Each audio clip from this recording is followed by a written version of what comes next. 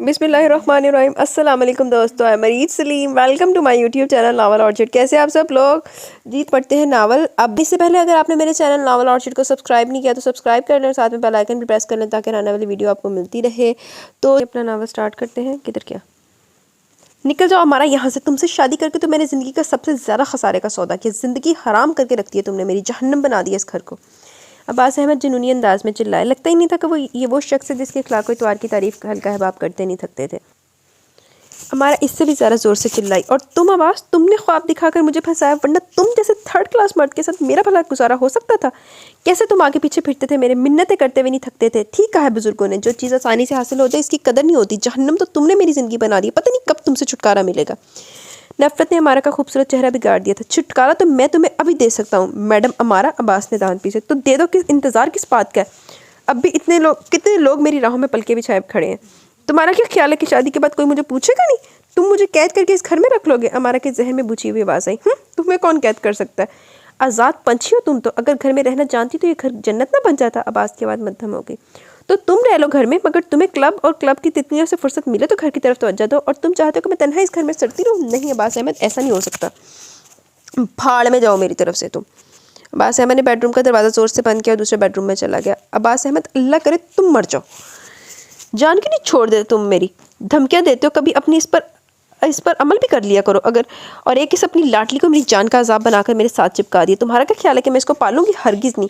ये तुम्हारी औलाद है, तुम ही परवरिश करोगे इसकी। मुझसे तो ये तोक़ा ना करना कि मैं शाम को दूध पिलाकर बड़ा करूँगी। अमारा अब्बास के जाने के बाद भी चीख रही थी, फिर रफ्ता रफ्ता इसकी आवाज़ कम होती गई। कुछ देर बाद खामोशी छा गई, लगता था कि वह सो गई थी। 5 साला खंसा कमरे की तारीकी में आंखें फाड़े अपने वालिदैन की आवाज़ें सुन रही थी। हाय हाथ कुड़ी तो 5 साला हीरोइन। पता नहीं कब से वो ये आवाज़ें सुनती आ रही थी। इन दोनों से बहुत खौफ आता था। कभी कभार ये दोनों घर में इकट्ठे होते थे और फिर इस रोज़ ज़ोरदार झगड़ा होता था। खंसा पहले अपने बेडरूम में दुबक जाती और लाइट ऑफ कर देती, क्योंकि अगर वो मामा की नज़र आ जाती तो पापा का सारा गुस्सा इस पर उतरता था और वो ज़ोरदार किस्म की मार पड़ती थी। पता नहीं कितना वक्त गुजर गया। खंसा आंखें फाड़े अंधेरे में अपने भालू को सीने से लगाए दुबकी पड़ी थी। यूँ लगता था जैसे वो आंखें बंद करेगी तो मामा आकर इसका गला दबोच लेंगी। आंसू से सारा तकिया भीगा हुआ था। न जाने रात के किस पहर इसकी आंख लगी कि धड़ से दरवाज़ा खोला। खंसा, मामा की करख्त और तेज़ आवाज़ आई। तो तुम अभी तक सोई पड़ी हो, बिल्कुल बाप जैसी अदाद और शक्ल। वहशत होती तुम दोनों के वजूद से मुझे। ना मेरी जान छोड़ता, न तुम मरती हो।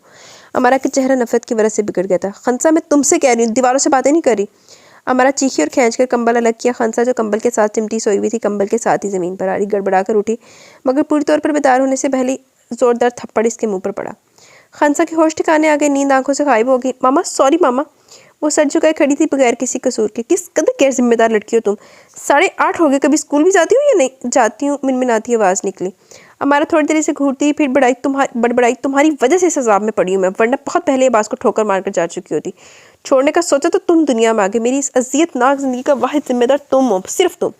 हमारा कफ उड़ाती हुई इसकी तरफ बढ़ी और दीवानगी से मारना शुरू कर दिया। जब थक गई तो हाथ रोका, फिर साख पड़ी खंसा का मुंह दबोच कर ऊपर किया।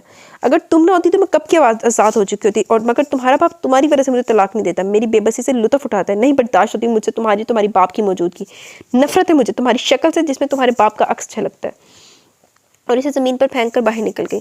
मामा के जाने के बाद वो हल्की आवाज़ में रोने लगी। बेसाख्ता चीखें जो मामा के खौफ से इसने बमुश्किल रोकी थी, अब घुटी घुटी सी निकल रही थी, क्योंकि मामा ने धमकी दी थी कि अगर आवाज़ बाहर गई तो वो इसका गला दबा देगी। मगर अपना चीखें रुक रही थी और ना आंसू।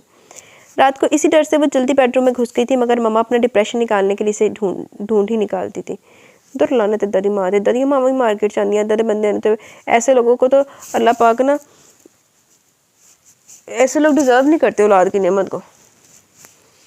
पता नहीं वो कितनी देर तक रोती रही। खंसा, अनाबी ने बहुत प्यार से पुकारा। शायद दोनों फिर बाहर निकल गए थे अपनी अपनी ज़िंदगी इंजॉय करने, वरना इनकी मौजूदगी में अनाबी की हिम्मत ना होती इसके कमरे में आने की। खंसा, बेबी उठ जाओ, बस करो अब रोना। वो दोनों तो कब के चले गए, अब कई दिन घर तरफ देखना नसीब ना होगा। शाबाश तुम उठो, मैंने तुम्हारे लिए शामी कबाब बनाया, फिरनी बनाई है, तुम्हें बहुत पसंद है ना? अनाबी ने इसे प्यार करते हुए कहा। मत करे मुझे प्यार अनाबी, मेरी शक्ल बहुत बुरी है, मैं खुद भी बहुत गंदी हूँ। आप मुझे मारेंगी, मुझे प्यार करेंगी तो आप भी गंदी हो जाएंगी, फिर मामा आपको भी मारेंगी। खंसा ने रोते हुए इसके हाथ पीछे किए। खंसा, बेटा तुम तो बहुत प्यारी हो, बहुत खूबसूरत, मगर तुम्हारे वालिदैन को तुम्हारी कदर नहीं है। वो दोनों अपनी ख्वाहिशात के दायरों में कैद हैं। दोनों ही अपनी ज़िंदगी के रास्ते में तुम्हें बोझ समझते हैं। बेगम साहिबा अब्बास साहब पर ये बोझ फेंक कर चली जाती है और अब्बास साहब बेगम साहिबा पर, तुम तन्हा यहाँ रह जाती हो। अनाबी ने दुख से इस बच्ची को देखा जो अपनी उम्र से भी छोटी लगती थी। हर वक्त नामालूम खौफ के हसार में कमरे से भी बाहर आने से डरती थी। आहट पर डर जाने वाली, तेज़ हवा से खौफज़दा होने वाली। स्कूल जाती तो वहाँ से शिकायतें आती थी कि ये पढ़ाई में दिलचस्पी नहीं लेती, किसी से बात नहीं करती, बच्चे मारकर भाग जाते मगर कुछ जवाब नहीं देती, इनका हाथ नहीं रोकती और मार खाती रहती है। अनबी ने इसके साथ स्कूल जाना शुरू किया मगर नतीजा कुछ नहीं निकला। वो हंसा को ज़िंदगी की तरफ मतवज्जा न कर सकी। इस वक्त भी वो खौफजदा चारों तरफ जल्दी जल्दी घुमा रही थी। अनबी को यूँ लगता था कि किसी दिन इस बच्चे का नर्वस ब्रेकडाउन हो जाएगा और ये पागल हो जाएगी। खंसा, अनबी ने इसे हल्का सा हाथ लगाया। खंसा उछल पड़ी। कौन अनबी? आप अभी तक बैठी हैं? आप जाइए, मुझे कुछ नहीं खाना। उठकर अपने बेड पर लेट गई। मुझे बहुत दर्द हो रहा है अनबी। थोड़ी देर बाद वो घुटी घुटी आवाज़ में बोली। मैं सदके। अनबी तड़प गई। मैं तुम्हारे लिए दवा लाती हूँ और मरहम भी, सारा दर्द अभी दूर हो जाएगा। अनबी जल्दी से मरहम लाई और बहुत नरमी से इसके जख्मों पर लगाने लगी। फिर दवाई खिलाई तो खंसा को सुकून मिला और वो नींद की आगोश में चली गई। शायद सोते हुए से काफ़ी देर हो गई थी। अनबी से जगाने आई तो 8 बज रहे थे। खंसा उठो, पापा डिनर पर तुम्हारा इंतजार करें। पापा? खंसा ने हैरानी से अनबी को देखा। कितना अरसा हो गया था पापा ने बराह रास्त से कोई बात ना की थी, आज अचानक पापा इतने मेहरबान कैसे हो गए थे? फिर जल्दी से बिस्तर से उतर आई। जानती थी कि ज़रा सी भी देर होगी तो पापा सख्त खफा हो जाएंगे। पापा इसे ज़्यादा तो नहीं मारते थे मगर गुस्से में कभी कभार छड़ियों से पिटाई कर देते थे। लाख दी लानत है तेरे माँ पे होते दोनों थे। इसने जल्दी से मुंह धोया और नीचे आ गई। पापा सुबह का अखबार पढ़े थे। आओ खंसा, बेटा बैठो। इसे देखते ही पापा ने अखबार नीचे रख दिया। खंसा खामोशी से कुर्सी पर बैठ गई और इनकी तरफ देखने लगी, जैसे पूछना चाह रही हूँ कि अब वो क्या करे। खंसा, पापा राजदारी से इसकी तरफ झुके। मामा ने आपको कुछ कहा तो नहीं? नो पापा। खंसा ने जल्दी से सर हिलाया। सच बताओ। पापा ने इसका बाजू पकड़ा तो इसने बमुश्किल अपनी चीख सबत की। बाजू में पहले बहुत दर्द था और नफी में सर हिला दिया। जानती थी कि सच की सूरत में मामा और पापा की एक और लड़ाई और इसकी एक शानदार किस्म की पिटाई होगी। ओके आप खाना खाओ, मुझे एक पार्टी से मिलना है। पापा की दिलचस्पी इसकी ज़्यादा से ख़त्म हो चुकी थी, इसलिए वो खाना खाए बगैर ही खड़े हो गए। खंसा ने आहिस्ते से गुड नाइट कहा तो वो भी गुड नाइट कहकर पलट गए। हर रोज़ के लड़ाई झगड़ों ने इसे आम बच्चों से मुख्तलिफ बना दिया था। ना वो बच्चों के साथ खेलती थी, ना ही किसी और सरगर्मी में हिस्सा लेती। एक दिन बैठे बैठा इसने अनबी से पूछा, मेरे माँ बाप ऐसे क्यों हैं? बाकी सबके माँ बाप तो अपने बच्चों को बहुत प्यार करते हैं। पता है मेरी क्लास फेलोज को इनके वालिदैन स्कूल छोड़ने आते। कल रहमा बता रही थी कि इसकी मम्मी ने इसे अपने हाथों से खाना खिलाती है, मगर मेरी मम्मी ऐसा क्यों नहीं करती?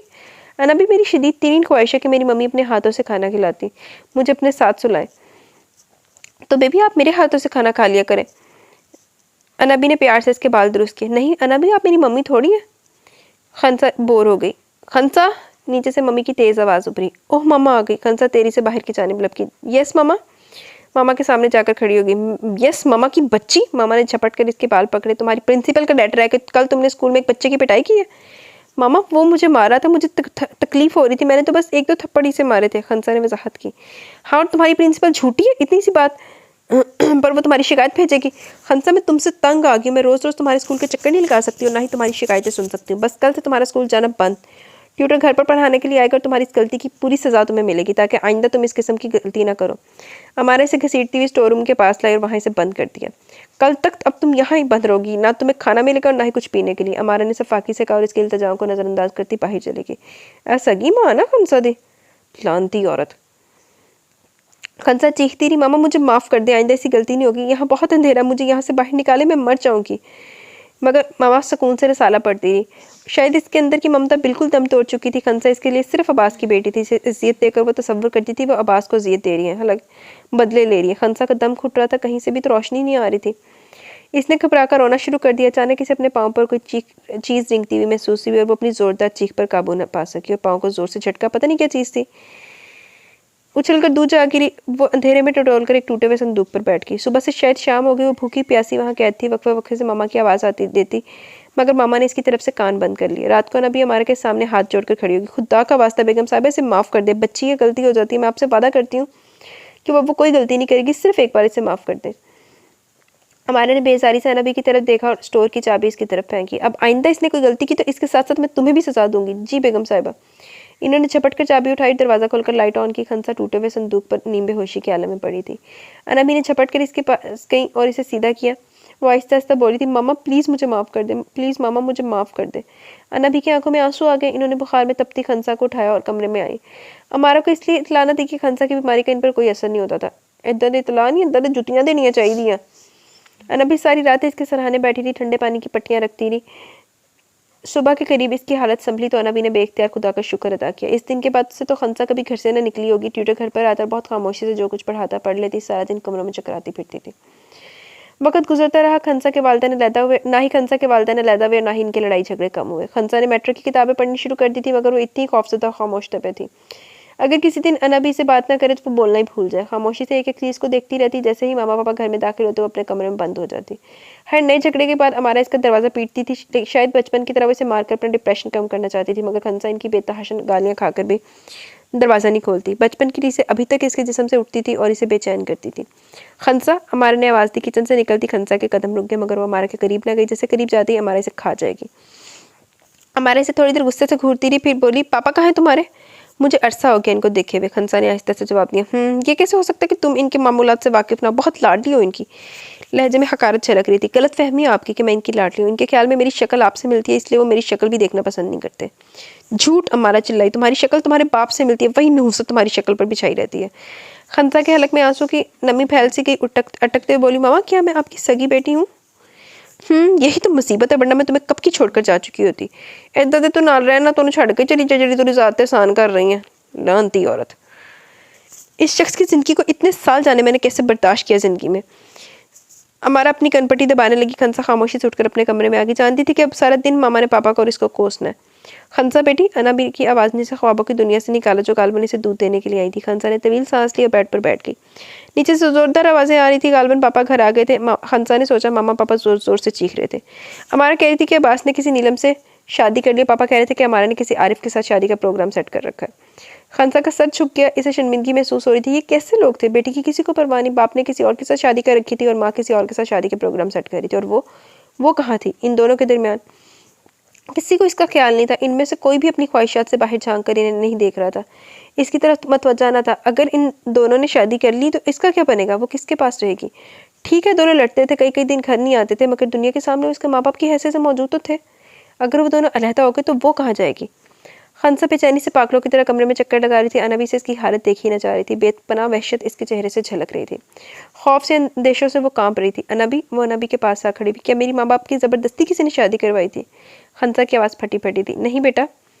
अनबी ने ठंडी सांस ली और दूध का गिलास साइड टेबल पर रख दिया। बड़ी मुश्किलात से गुजर कर शादी की थी इन दोनों ने। बहुत मोहब्बत थी इन दोनों में। तो हुन कुत्ता कुत्ती रह गई ना दी। छितरो छितरी होते रहते हर टाइम। शुरू के दिनों में तो लला मजनू की जोड़ी लगते थे, फिर तो जैसे उकता गए एक दूसरे से। यूँ लगता था कि एक दूसरे से जी उकता गए। दोनों रफ्ता रफ्ता एक दूसरे से अलग होते गए, अपनी अलग दुनिया बसा ली। हमारा बीबी ने क्लब जाना शुरू कर दिया। हर वक्त घर से बाहर रहती, ना जाने किन किन लोगों से मिलना शुरू कर दिया। पहले तो अब्बास साहब ने रोकना चाहा, मगर वो ना रुकी। तो अब्बास साहब अपनी दुनिया में मगन हो गए। बेपनाह लड़ाई झगड़े होते थे। फिर तुम आ गई। दोनों को तुम अपनी दिलचस्पियों की राह में रुकावट नजर आती थी कि तुम्हारी वजह से इनको घर पर रहना पड़ता था, और दोनों तुम्हें तवज्जो देने को तैयार न थे। इस बात पर मजीद झगड़े होते थे। इसी वक्त जोरदार धमाका हुआ। खंसा भागकर बाहर आई। पापा के हाथ में ब्रीफकेस और बाहर जाते हुए वो चिल्ला रहे थे कि मैंने तुम्हें तलाक दी, तलाक दी, तलाक दी। मैं तुम्हारा गुलाम नहीं हूँ, तुम्हारे पल्लू से बंधा रहूं। अब मेरे जो जी में आएगा मैं वो करूंगा। मेरी तरफ से तुम आजाद हो। खंसा की आंखों के सामने धुंध छा गई। जिसका इसका अंदेशा था वो हो गया था। पापा, इसने आवाज दी। तेजी से सीढ़ियां उतरी। प्लीज पापा, मुझे अपने साथ ले चलिए। वो पापा का कोट पकड़े मिन्नत कर रही थी। हमारा अपने कमरे के दरवाजे पर खड़ी थी। इसकी आंखों से चिंगारियां निकल रही थी। अब्बास अहमद, मैं भी तुम्हारी बांदी नहीं हूँ। जाने से पहले अपने इस शाहकार को साथ लेते जाओ। मुझे क्या जरूरत पड़ी कि ढोल को पीटती फिरूं। अब अमारा ने चीखते हुए खंसा की तरफ इशारा किया। अब्बास अहमद ने झटके से अपना कोट खंसा के कमजोर हाथ से छुड़वाया। बोला, मुझे भी कोई शौक नहीं है तुम्हारे इस तोहफे को संभालने का। मैं अपनी नई हसीन जिंदगी की तरफ जा रहा हूँ। इसमें तुम्हारी बेटी की कोई गुंजाइश नहीं है। खंसा ने पलटकर मामा को रहम भरी नजरों से देखा कि शायद वो इसे रखने पर तैयार हो जाए। इसका दिल बैठा जा रहा था कि कौन कह सकता था कि इसके वालिदैन है वो। अदा दे वालिदैन ने तो बंदा ना सोंदे मेरे मुंह जो वालिदैन के नाम पे दब्बा। इन्होंने इसे जन्म दिया था और दोनों ही इसके वजूद से मुनकर हो रहे थे, क्योंकि इसका वजूद इनकी नई जिंदगी, इनकी खुशियों में रुकावट था। इसकी आंखें खुश्क थी, मगर अंदर आंसुओं की बरसात थी। अब्बास अहमद, अगर तुम अपनी बेटी को अपने साथ लेकर ना गए तो याद रखना मैं तुम्हारी बेटी को दोज़ख में झोंक दूंगी। अमादा की सर्द आवाज उभरी। मेरी तरफ से इसका जो जी चाहे करो, मुझे इसकी जरा भर भी परवाह नहीं है। मेरा इसके साथ कोई वास्ता नहीं। तुम्हारी आज़ादी का परवाना कानूनी तौर पर कुछ दिनों बाद तुम्हें मिल जाएगा। अब्बास अहमद ने बेपरवाही से कहा और दरवाजे से बाहर निकल गया। खंसा साकिन खड़ी थी। मैं कितनी बेवकूफ़ हूँ कि कोई भी मुझे कबूल करने को तैयार नहीं। मैं कहाँ जाऊँगी? मैं तो बहुत छोटी हूँ। मैं तो किसी को जानती भी नहीं। मेरा तो कोई दोस्त भी नहीं है कि मैं इसके पास ही चली जाऊँ। अगर मामा ने मुझे निकाल दिया तो बाहर तो अंधेरा भी बहुत है। खंसा का दिल कांपने लगा। वो लड़खड़ाते कदमों से मामा के कमरे की तरफ बढ़ी, जो सोफे पर बैठी अपनी सांस दुरुस्त कर रही थी। खंसा को देखते इसकी तेवरी चढ़ गई। ना तुम पैदा होती हो, ना तुमको ये सजा भुगतनी पड़ती है। बताओ मैं तुम्हारा क्या करूं? खुद तुम्हारा बाप तो ऐश कर रहा और तुम्हें मेरे सर पर डाल दिया। आरिफ तो तुम्हें कतन कबूल नहीं करेगा। आखिर में आहिस्ता से बोली। मामा खंसा मारा के कदम में बैठ गई, मुझे घर से मत निकाले, मैं आपके सारे काम करूंगी, आप जैसा कहेंगे मैं वैसा करूंगी, मगर मुझे घर से ना निकाले। खंसा इसके कदमों में बैठी सिसक रही थी। वो तो इस घर में नौकरों के होते हुए भी डर जाती थी, अक्सर रातों को चीखें मारती थी, कई कई रातें सोती नहीं थी। अब अगर यहाँ से निकाली गई तो वो मर जाएगी, मैं तुम्हें यहाँ से निकाल कर कहाँ रखूंगी। बहरहाल मुझे जल्दी तुम्हारा कोई ना कोई बंदोबस्त करना पड़ेगा। अमारा अभी तक इसी सोच में थी। अनाबी तुम इसको इसके कमरे में ले जाओ। अमारा ने अनाबी को आवाज़ दी। अनाबी आई और खंसा को इसके कमरे में लेगी। खंसा तुम सो जाओ वरना तुम्हें कुछ हो जाएगा। अनाबी ने इसे बिस्तर पलटाया। अनाबी मुझे कुछ नहीं होता, हम बहुत ढीठ लोगों को हम जैसे ढीठ लोगों को कुछ भी नहीं होता, मरना होता तो बहुत पहले मर जाती। खंसा की आवाज़ में लर्जिश थी। अनाबी का दिल दुख गया। नहीं बेटा ऐसी बातें नहीं करते, मेरे दिल में बहुत दर्द हो रहा है नबी, मुझे बिल्कुल नींद नहीं आ रही, मुझे यूँ लगता है कि मैंने जैसी आंखें बंद की मामा भी पापा की तरह मुझे छोड़ कर चली जाएंगी, मैं बिल्कुल तनहा रह जाऊंगी। खंसा फूट फूट कर रोने लगी। नहीं खंसा बेटा, मैं हमेशा तुम्हारे साथ रहूंगी। अनाबी ने अपने साथ लगा लिया, मगर खंसा रोती रही। इसे यूँ लग रहा था कि इसका दिल कट रहा है। किसी को भी इसकी ज़रूरत न थी, और ना पामा को ना पापा को। कई हफ्ते गुजर के मामा सुबह जाती और शाम को वापस आती। खंसा पुरुमीद नजरों से इसकी तरफ देखती रहती कि शायद मामा कह दे कि बस अब तो मजाक था, मैं पापा तो बेतहाशा मोहब्बत करते हैं, या मैं तुम्हें छोड़कर कहीं नहीं जाऊंगी। तुम्हारे पापा चले गए तो क्या हुआ, मैं तो मौजूद हूँ तुम्हारे पास तुम्हारे लिए। मगर मामा की जब भी इस पर नजर पड़ती तो खंसा सहम जाती। मामा की नज़रों में अजीब तरह के सवाल आते थे कि तुम अभी तक यहाँ हो, मैं तुम्हारा क्या करूँ, तुम मेरी खुशियों की राह में रुकावट हो। इतवार को खंसा बेमकसद टीवी के चैनल बदल रही थी कि मामा तेरी से अंदर दाखिल हुई और फ़ोन लेकर वहीं लाउंज में बैठ गई। नंबर डायल करते हुए बोली, खंसा तुम अंदर जाओ, हर वक्त टीवी ना देखती रहा करो। जी मामा। खंसा खामोशी से उठ गई। इसने कभी भी इनका कहना ना टाला था, मगर फिर भी वो हमेशा इससे खफा रही थी। इसके जाने के बाद हमारा फ़ोन की तरफ मतवजा होगी। इतने दिनों से वो आरिफ को मनाने की कोशिश कर रही थी, मगर वो खंसा को साथ रखने पर बिल्कुल राजी ना था। हेलो। दूसरी तरफ से रिसीवर उठने की आवाज़ सुनते ही बेचैनी से बोली, हेलो हेलो। थोड़ी देर बाद एक नरम आवाज़ आई, ताबिंदा मैं अमारा बोल रही हूँ। अमारा जल्दी से बोली। अमारा? कौन अमारा? दूसरी तरफ ताबिंदा हैरानी से बोली, फिर जैसे याद है, अमारा अब्बास? तुमने इतने सालों बाद कैसे याद कर लिया? बस ताबिंदा एक मुश्किल आन पड़ी है, तुम्हारी मदद की सख्त ज़रूरत है कि तुम इस वक्त मेरे पास आ सकती हो। फ़ोन पर बात नहीं हो सकती। नहीं, हमारा का बस नहीं चल रहा था कि फ़ोन के ज़रिए से यहाँ बुला लिया, इसके पास चली जाए। अच्छा फिर मैं 1 घंटे तक आती हूँ। Okay bye bye. हमारे ने फ़ोन रख दिया।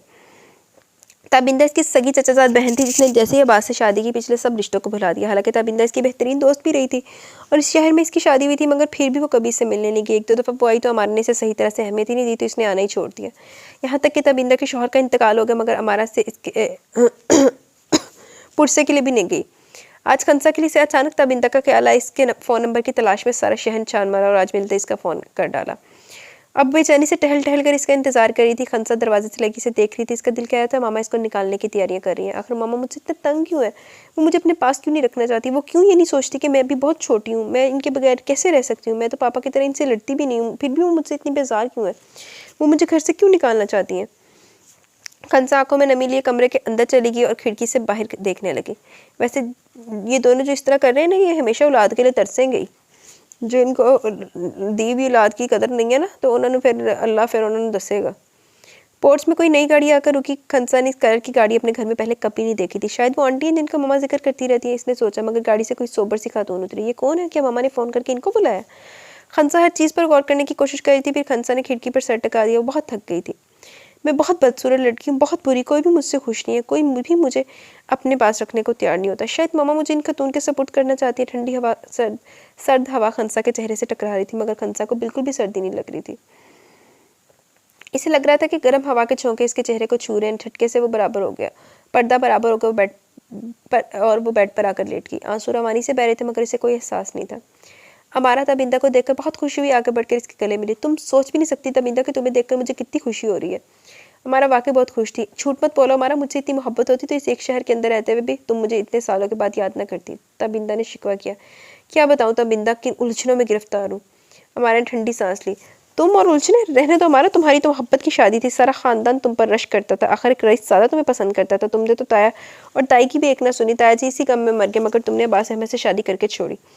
जिंदगी की हर सहूलत तुम्हें हासिल थी और है, तुम किन उलझनों की बात करती हो? देखिए जेड़े ये पेरेंट्स के खिलाफ इसने शादी की ना जाके, तो फिर जे माँ बाप दी दुआवें नहीं, तो फिर यही कुछ होना चाहिए मारा नाल। तो मारा तो करतूत भी उदा दे। ताबिंदा ने बेयकीनी से बात की और इसे अमारा की बात पर यकीन ही नहीं आ रहा था। जिंदगी की हर सहूलत। हमारा हकारा से बोली। अब्बास अहमद के साथ शादी मेरी ज़िंदगी की सबसे बड़ी भूल है, जिसका खमियाजा मैं सारी ज़िंदगी भुगतती रहूँगी। अब्बास ने मेरी ज़िंदगी तबाह कर दी है।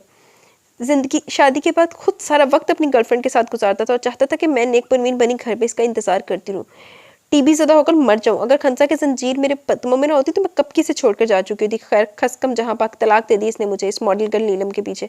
पता नहीं इस बुढ़ी में से क्या नज़र आ गया। खंसा से तो बड़ा बेटा है, पहले शोहर से, या पता नहीं दूसरे शोहर से, और अब्बास तो पागल हो रहा है इसके पीछे। तबिंदा हैरानी से आंखें फाड़े से देख रही थी जो अपनी तलाक का जिक्र इतने सुकून से करी थी। क्या अब्बास ने तुम्हें तलाक दे दी और दूसरी शादी कर ली? हाँ, छुटकारा मिल गया आखिरकार मुझे। तबिंदा, मुझे सारी ज़िंदगी मैंने इस जहन्नुम में गुजारी, क्या ज़िंदगी की खुशियों पर मेरा कोई हक नहीं? अमारा ने अपनी आंखों में आंसू भरते हुए कहा, जिस पर तबिंदा ने काफ़ी मुतासिर हुई। क्यों नहीं, हमारा ज़िंदगी पर तुम्हारा भी हक है। हमदर्दी से इसका हाथ थामा। लेकिन मैं खंसा का क्या करूँ, इसे किसके पास छोड़ूँ? हमारा असल मौजू की तरफ है। क्या मतलब? तबिंदा हैरान हुई। तुम्हारी बेटी अपने पास रखो, मगर आरिफ इसे अपने साथ रखने को तैयार नहीं है। हमारा बेचैनी से उठ खड़ी हुई। वो कहता है कि किसी और की औलाद नहीं संभाल सकता वो। हमारा तबिंदा हैरत ज़दा रहेगी। वो तुम्हारी औलाद है, किसी और की नहीं? क्या तुमने इसे बताया नहीं? बताया था मगर वो नहीं मानता। तुम ही बताओ मैं क्या करूँ? एक तरफ ज़िंदगी मेरी तरफ बाहें फैलाई खड़ी है। आरिफ बेहद महज़ब इंसान है, मैं ज़िंदगी में कभी भी इससे ज़्यादा अच्छा इंसान से नहीं मिली। ये अल्फाज कभी तुम अब्बास के लिए इस्तेमाल करती थी। तबिंदा ने तंज़ किया। ओह, कहा ना वो मेरी गलती थी। हमारा झंझलाई, हमारा कहीं दूसरी गलती ना कर लेना था। बिंदा ने तनबीह की। होना ही कोशिश, चित्तर खाने अन्य जाकर। पता नहीं, अब एक मिनट यार, हैंड फ्री लत गई है मेरे कान में से। हाँ, तो मैं क्या कह रही थी, पता नहीं इन्हें राइटर ने सानू दहाना है कि दहाना हमारा ते ओदा अब्बास दा अंजाम, लेकिन खाने इन्होंने चित्तर ही है। ये फैसला मैंने बहुत सोच समझ कर किया, मगर ये खंसा मेरे पाँव की जंजीर है। वो खुद तो चला गया ऐश करने के लिए, मगर हाय हाय इसे मेरे पास छोड़ गया, सारा बोझ मेरे सर पर डाल गया। हमारा इतनी बेजारी, इतनी नफरत से बोली थी कि तबिंदा को यकीन ही नहीं आ रहा तो अपनी बेटी के मुताल्लिक बात कर रही है। हमारा, तुम हमेशा से शिद्दत पसंद रही हो। जो चीज़ तुम्हें पसंद आ जाए तो सारे रिश्ते फरामोश करके इसे हासिल करती हो और फिर इतनी ही देरी से पीछे हट जाती हो। हज़ार खामियाँ तुम्हें अपने फेवरेट में नज़र आने लगती है, मगर अब मामला तुम्हारी अपनी बेटी का। क्या तुम अपनी ख्वाहिश अपने ख्वाबों के पीछे अपनी बेटी को तनहा छोड़ दोगी? वो बहुत छोटी है, इस उम्र में बच्चों को माँ और बाप दोनों की ज़रूरत होती है, मगर तुम दोनों कितने खुदगर्ज हो। अपनी अपनी ख्वाहिशात के पीछे दीवाना बार भाग रहे हो और अपनी सबसे कीमती चीज़ की परवाह नहीं कर रहे हो। डरती हूँ हमारा, जहाँ तुम्हारी दौड़ ख़त्म तुम दौड़ती डरती हूँ हमारा, जहाँ तुम्हारी दौड़ ख़त्म हुई वहाँ पर तुम्हें एहसास होगा कि तुम तो खाली हाथ रहेगी, पर जो कुछ नहीं रहा तुम्हारे पास, फिर वापसी होगी तो तुम्हारे हाथ कुछ ना आएगा। तबिंदा इंतहाई दुख से समझाने की कोशिश कर रही थी, मगर इस पर कोई असर होता नज़र नहीं आ रहा था। तबिंदा को ये वही हमारा नज़र आ रही थी जिसने ताया जी की हर बात मानने से इनकार कर दिया और घर से भागने की मुतद्दिद बार कोशिश की थी। ताया जी ने जान दी, फिर भी इस पर कोई असर ना हुआ और दूसरे दिन इसने अब्बास से शादी कर दी और सारे रिश्तेदारों से रिश्ता तोड़ लिया। तो इदा तो फिर इदा दी नाल ही होना सी, इन्ना होना भी हाले भी आरफ को भी छुट्टियाँ छितर पैने हैं, टेंशन ही लेनी। अच्छा, हमारा कह रही थी तबिंदा, बात खुद गर्जी की नहीं है। ज़िंदगी बहुत छोटी और हर एक को ये हक है कि अपनी खुशी हासिल करे। खंसा इसकी भी तो बेटी है, इसे भी तो इसका कोई एहसास नहीं है। मैं जानती हूँ कि इसने खंसा को मेरे पास इसलिए छोड़ा ताकि इसकी वजह से मैं शादी ना कर सकूँ, कोई मुझे कबूल ना करे, उसे तस्कीन मिलती रहे कि तलाक के बाद मैं अपनी मर्ज़ी की ज़िंदगी नहीं गुजार सकती। हमारा तहकीर से बोली। फिर तुमने मुझे क्यों बुलाया जब मेरी किसी बात का तुम पर असर ही नहीं है? तबिंदा ने बेजारी से पूछा। मैं चाहती हूँ कि तुम खंसा को अपने पास रख लो। आरिफ और मैं शादी के बाद बाहर जा रहे हैं, जब वापस आएंगे तो मैं तुमसे वापस ले लूँगी। खंसा बहुत अच्छी बच्ची है।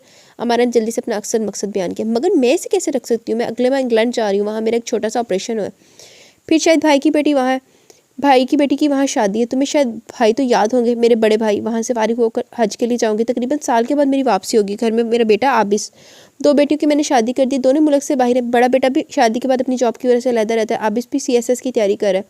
पता नहीं बाद में सूरत हाल क्या हो। मैं भला अकेले आबिस के पास खंसा को कैसे रख सकती हूँ? तबिंदा ने तफसील से बताया ताकि वो किसी किस्म की शिकायत न कर सके। हमारा होंठ सख्ती से भेजते से देखती रही, फिर सख्ती से बोली, तुम मुझे इनकार कर दियो तबिंदा। हालांकि हम दोनों सिर्फ चचा चाचा बहनें नहीं बल्कि बहुत अच्छी दोस्त भी रही हैं। तुमने हमेशा मेरी मदद की है, मगर अब तुम मुझे यूँ साफ इनकार करी हो। हमारे की आवाज़ सर्द हो गई। मैं तुम्हें इनकार नहीं कर रही, बल्कि अपनी मजबूरी बयान कर रही हूँ। हाँ, साल बाद तुम इसे मेरे हवाले कर देना, फिर चाहे सारी उम्र पलट करना देखना, मैं इसे पाल लूँगी। मगर तुम्हारी प्रॉब्लम से पहले मेरा प्रोग्राम सेट है, वरना मैं कोई गुंजाइश निकाल ही लेती। सारे कागजात मुकम्मल है, अब इस वीज़ा तक ले आए। भला तुम ही बताओ मैं क्या करूँ? तबिंदा ने बेबसी से वजाहत की कि शायद वो समझ जाए। ठीक है, हमारा खड़ी होगी। तुम कुछ नहीं कर सकती, मगर मैं तो बहुत कुछ कर सकती हूँ। मैं अभी इसके बाप के पास जा रही हूँ। अगर इसने कबूल कर लिया तो ठीक, वरना मैं इसे दारुल उलूम छोड़ाऊंगी। अगर वहाँ भी किसी ने कबूल ना किया तो मैं किसी के साथ भी इसकी शादी कर दूँगी। बल्कि ये ठीक है कि मैं इसकी शादी कर दूँ ताकि हमेशा के इसकी फ़िक्र से मेरी जान छूटे। हमारा अपने आखिरी ख्याल पर बहुत खुश हुई। हमारा, तुम पागल हो रही हो? वो 14 साल की नन्ही कली है। ताबिंदा इसकी बात सुनकर दहशत ज़दा सी होगी। तुम अपनी ज़िंदगी के लिए अपनी बेटी की ज़िंदगी तबाह कर दोगी, महज इसलिए कि इस वक्त वो तुम्हें अपनी राह की रुकावट लग रही है। हमारा होश करो, औलाद जैसी नेमत के लिए तो दुनिया तरसती है। मस्जिद और दरबारों पर रो रो कर इसे मांगा जाता है। आज इतनी आसानी से तुम लोगों को ये हासिल होगी तो तुम लोगों को ये बोझ लग रही है, धुतकार रहे हो तुम दोनों इसको। ऐसा ना करो, ऐसा ना हो कि ज़िंदगी और खुदा तुम्हें धुतकार दे, तुम्हें कभी औलाद ही नसीब ना हो। होना देना लही कोशिया, सारी ज़िंदगी तुम दोनों औलाद को तरसोगे, पछताओगे। ये बच्ची सारी ज़िंदगी तुम्हें माफ़ नहीं करेगी जिसका बचपन तुमने इसे छीन लिया। मुझे किसी औलाद की ज़रूरत नहीं, और ना ही मैं पलट कर इसे देखूंगी। मैं तो एक ही से भर पाई और तुम मज़ीद की बात करती हो। हमारा ने तलखी से कहा। आहो इन्हें पड़ा ही मेरे सोंदी मेरे मुँह जो। हमारा मुझे बार बार इस बच्ची का ख्याल आ रहा है कि इसकी ज़हनी हालत क्या होगी जिसे तुमने इतनी नफरत से पाला। मुझे थोड़ी सी मोहलत दो, मैं कुछ सोच सकूँ।